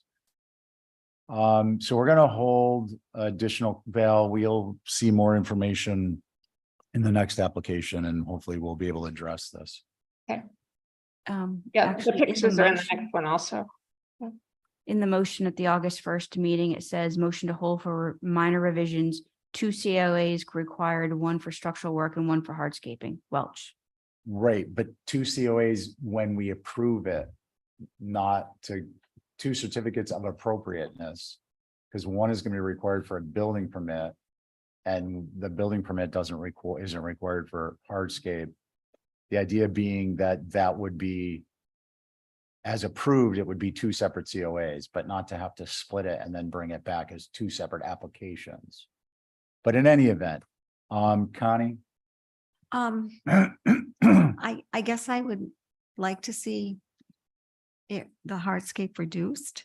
And I would also like to see some pictures of what the plantings are that surround it. Okay, thank you. So we're going to get a chance to look at pictures in a moment, and then we can address the rest of this. Joe? Yeah, I remember this when it was heard previously, and I'm peeking ahead here, and I remember this discussion about the patio. There's a fieldstone, very organic fieldstone walkway to the front, and I think that was what was suggested for this patio, with a more organic shape with rounded corners. And then there was some suggestion about changing the stair, which helps to hide some of this deck. So I think that it ought to have a more organic feel to it, very similar to the walkway that's going up to the house. And then I think viewing it obliquely, you'll mitigate the amount of surface area that's there. And I think you'd go a long way if there was some kind of a fence to gate off the side yard from the front yard. That would further diminish the visibility. Those are my comments. Okay, appreciate that. So what I'd like to do is open the other application so we can take a look at imagery and see if we can get some definitive action on this application. And then we'll move on to the substance of the window and the deck of the other application. Noting there may be some overlap with the steps in the deck. Because that was, Well, I did look ahead and there's no pictures showing any sort of hedge or anything. oh, there isn't? No. Julie, did Oh, I there is. misunderstand you? If you're talking about the hedge right on the street, Well, Val. And it turns back and goes all the way down the side. Oh, It's all a bunch of brown sticks It's in the photos. but- completely, yeah. Okay, I so mean, it's it's not a not, great picture, but it's a great hedge now. I mean, it's completely filled in green and it's across the front and turns all the way down the side. You can't see a thing through it. okay, so at this Wow. point, the imagery though we have doesn't Reflect support that. that. I'm not suggesting that isn't the case, but so we're just looking for a little bit of visual imagery to guide us, Okay. and we don't Yeah. have Got that. it. So we're I gonna got need these that. off Zillow because I didn't have any, so I'll get some. It might be Okay. good to view this too. So we're gonna get that information. So I think what we're gonna do is we're gonna leave the hardscape open for the moment. And let's take a look at the other one. which I'm not on. I think Abby is. She's a alternate. Abby's an alternate. Because Ray isn't here. Right. So Julie, on this one, your board is going to be myself, Diane, Connie, Joe, and Abby as an activated alternate. Okay. And why don't you walk through us the site plan? I know I it's. can't do it, not Stephen. Stephen, I cannot sit on this. You can't? I cannot. Okay. Do you can't sit on the prior one too, 8 Walsh, or just this one? I just looking for One- clarification. I cannot sit on the one that's calling for the patio and all that stuff, the one that we saw first. Okay, so I guess, just so I understand for the record, are you recusing? Yes, So Diane's recusing from this. Okay. So that would mean, Julie, just for clarification purposes, it's myself, Connie, Joe, and Abby. Okay, so this site plan shows the front porch extended over to pick up the landing where we're changing a window to a door and then stepping down to the hardscape, which was reduced from 880 square feet to 550 or so in this round. But so this is, we were asked to resubmit because of some consideration of the door selection. So we were asked to provide 3 door options for you all to look at. So there are 3 door options, and next to each option shows the photograph of why we have that on the table as an option. And I think those pictures are down on the next page, maybe.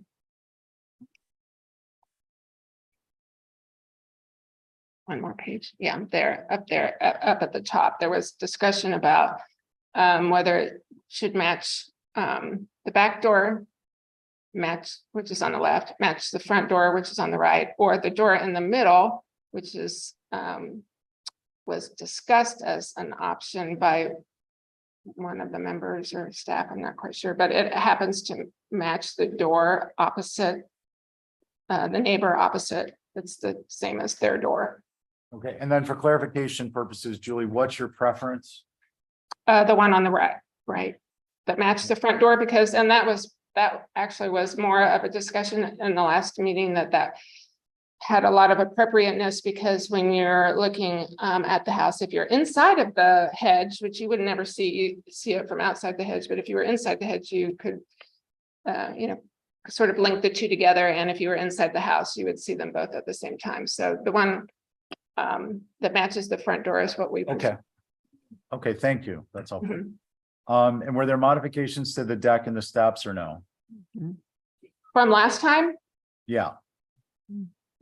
Well, a little bit, but I mean, hardly worth mentioning. I mean, they're still going in the same direction, but I think they're a little narrower. Okay, thank you. Holly? Thank you, Mr. Chair. So again, I also want to mention that this structure is within our survey area, and we have a new updated Form B. This is the circa 1913 Edward and Florence Thomas rental house, also called the Quiet Corner, little bungalow. So appreciate the reduction in the deck and changed, I think, as the board had requested. The 6-pane, 1-panel side door, I don't believe is appropriate. Appreciate the 3 proposed. Actually, I think there's 4 if you really look at it, because the one that's actually shown on the elevations is different than the 3 that's being proposed or being as an option. I believe option 3 on page 9 is the most appropriate, as it matches the craftsman side door that already exists. Introducing another type door I don't think is appropriate, especially on a visible elevation as this one is. And option 2, I think, because there's also not just doors, storm doors, there's also screen doors. So if you go back to that elevation, as you can see all of them together, would match the front screen that was on the structure before the recent renovation. You can see it on the Google Maps Street View. So those are my comments, Mr. Chair. Thank you. Okay, thank you, Holly. Mickey? Yeah, we were okay with option number 1. It's just a slight issue. I mean, it's calling it a storm door. I assume we're talking about main doors, not storm doors. So that was our comments. Thanks. Okay, thank you. Who would like to begin? I just want to make a clarification, because each of these doors has a 3 on them. Yeah. But in the text, it's options 3, 2, and 1. So that's option 2, 1. Okay, because I was confused by that. The door on the leftmost or the door on the rightmost is the one you prefer as you're looking at the page? The rightmost. The rightmost, okay. And that matches, that would be a door that would match the style of the front storm door. Is that Yes, right? Right, okay. I'm fine with that. Yeah, actually, the front main door. Right, the front main Yeah, door, the yeah. main door. Yeah, sorry. Okay. Any other comments, Joe, on the? That's it. I deck think that the stuff? deck change is fine and helps to screen the patio. Okay, good, thank you. Who'd like to go next?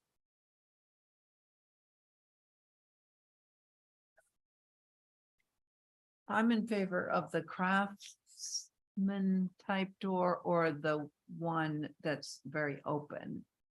I could go either way. Okay, Thank you. Connie? I could either, I do have a question though on this, the landing that's bubbled, is that changed? Slightly. Okay,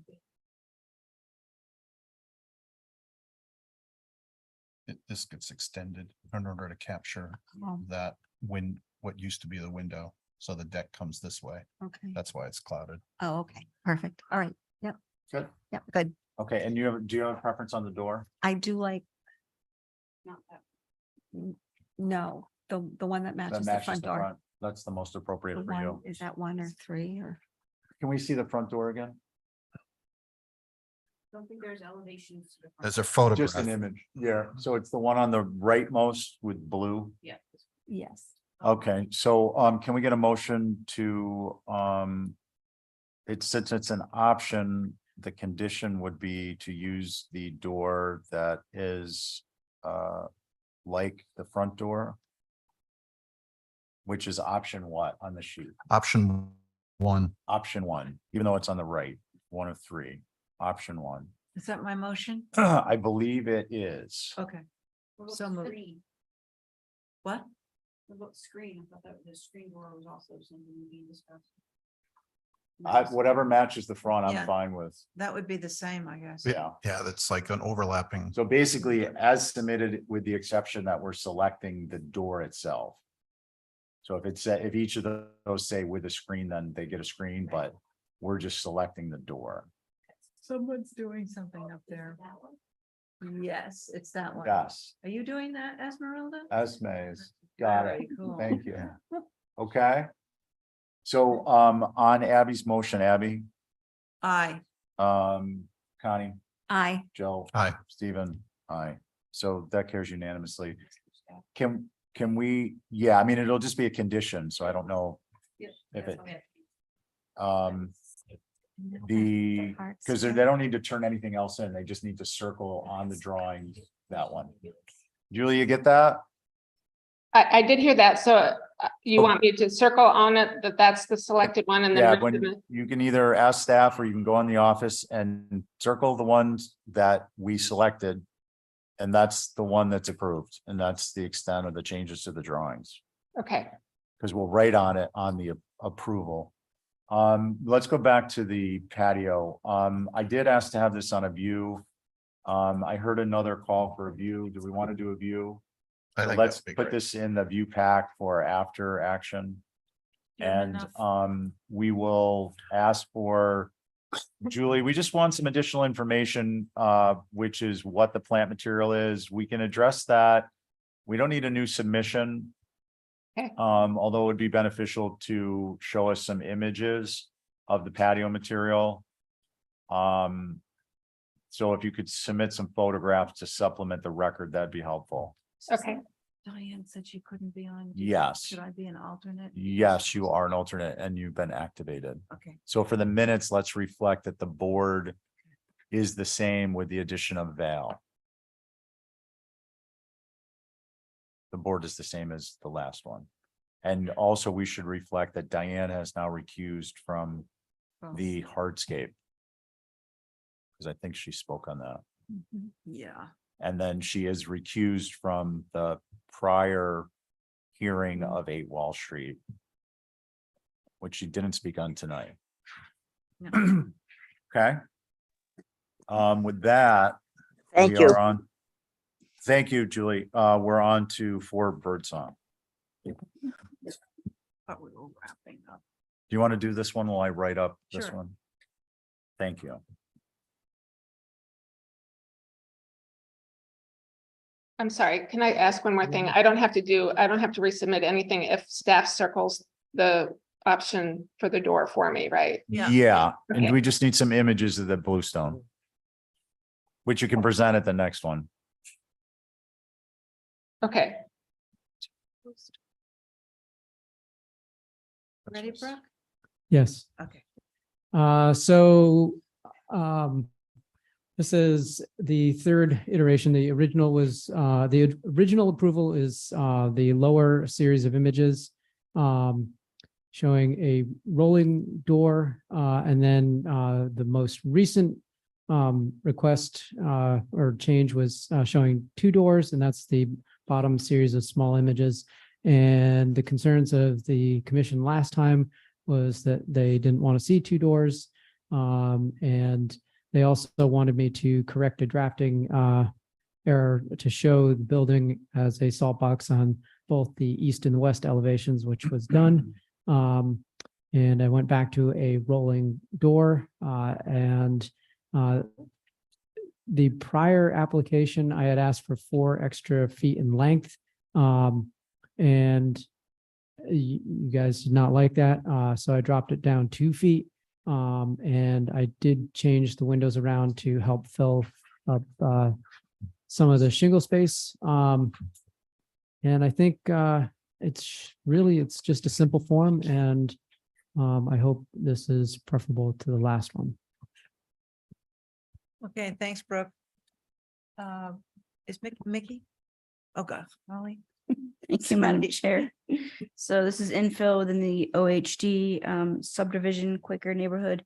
Appreciate the revisions with the barn door and adding the additional windows. Appreciate the salt box revisions and showing the relationship with the property line. I believe these revisions addressed the commission's comments, and I have no further concerns. Thank you. Thank you, Holly. Mickey? Yeah, so they're still making the building 2 feet longer, which probably I can't tell on the plan, the dimensions. Yeah, so in terms of the relationship to the main house, we feel it's too long. It's probably the way it's shown longer than the main house is, which is not appropriate. And the sliding doors, that's fine, but they're pretty wide. I think the traditional old Nantucket barn, you'd see narrower doors. And that's it. Thanks. Thanks, Mickey. Board members. I'll go. Thanks. So it was just, there was no dimensions at all. So it says it got 2 feet smaller, but I still don't know what size it is, what it was approved as, and it's not even on the application. It just says increased height by 8 inches, width by 24. So that part of it was confusing to me. And I didn't really look at it any further because I didn't understand it. Yeah, it'd be good to know what the overall width is and then what the scale of that is next to the house. I see this little drawing down at the bottom. Is that the most recent? Yes, that is the most recent. Okay. So that is a relative view. Okay. I think it should stay the size that it is, that it was approved as.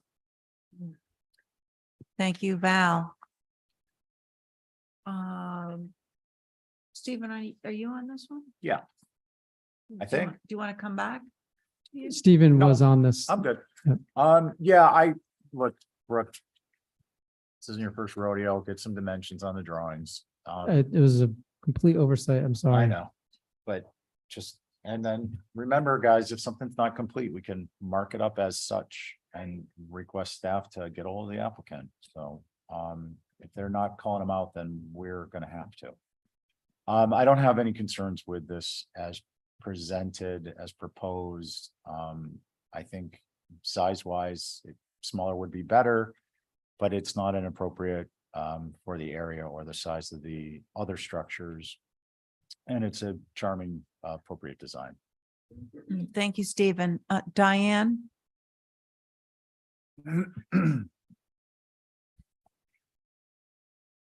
Hello, yes, you called me. Yep, what do you think of the sort of barn garage? Bird song. On the south elevation, Yeah.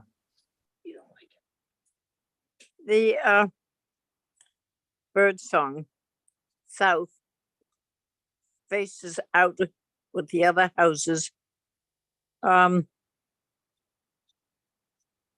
Is that one garage? Is it an overhead? No, it's a sliding door, Diane. I don't know. I don't know why, but I would like to see some windows in it. I don't think there are many full barn doors like that out on Birdland. So that's would be my suggestion, is to break down the door with like 2 windows or 4 windows up at the top. And if it's the slider, it goes over to the left. It's a roller, yes. Yeah, that's what I would think. That's what I would say. Okay, thank you, Diane. I like the original size, looking down at the site plan. It just looks, it's sort of overwhelming, the site. I would go back to the original dimensions. I do think the barn doors is interesting. Although I think it's a bit exaggerated, so I wouldn't mind the idea, but I think it's a little too much. So what's our pleasure here?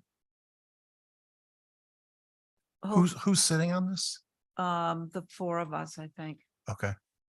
I mean, I don't see, I mean, let me put my glasses on. Okay. It says, Cole, Welch, Camp, Coons, Oliver. Right, so Mr. Pohl is gone, but I don't, Yeah, Connie and Joe are alternates. do we, where are we in the rotation? Yeah, they both, they can, Both, okay. oh, wait. Well, we have, Oh, right, it's just right. yeah, so we have, You guys want a cage match over it? She said, go ahead, Joe. well, so we had Welsh and me. Okay, Joe's activated. All right. Okay. I like the building. I think in response to the door size, the sliding door, Yes.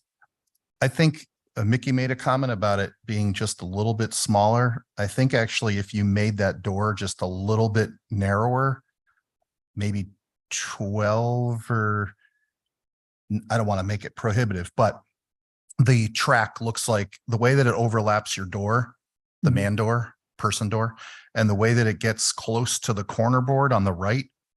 I think if you skinnied that door up a little bit, then the track wouldn't have those conflicts, and it would actually make the building feel okay that it's 2 feet longer. Because right now it feels like you're forcing it in there a little bit. So I would approve it as is with that sliding door shrunk. And actually I did have a thought of having a window in it so that when you slid it over, it covered the other window. And Diane mentioned having a window in the door. Okay. So yeah, then you'd have those, I think you could make it work out so that that south elevation would have 4 windows that would be over each other. One of them would just happen to be in the barn door when it's closed. And then when it slides over, it would go over the other one. I like that. I think that would look pretty cool.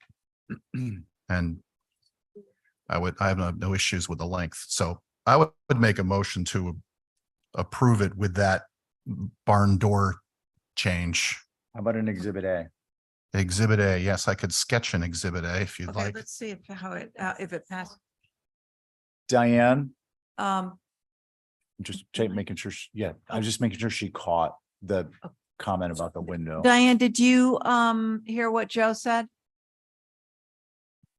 Yeah, you're muted. Sorry, because my family's here. No, I heard what he said. I think that's good. Put the window in. So Yeah. where if you, if you're really smart, you put the window in below the window on the second floor and you get it to be, that is the same distance. So when you slide it over, you get two windows. It would be very good. And Catch that? Okay. Birdland is an No, she's interesting saying line place. them up, both the one above and the one. But Okay, thanks, Diane. Okay. So Joe, did you actually, was that your motion?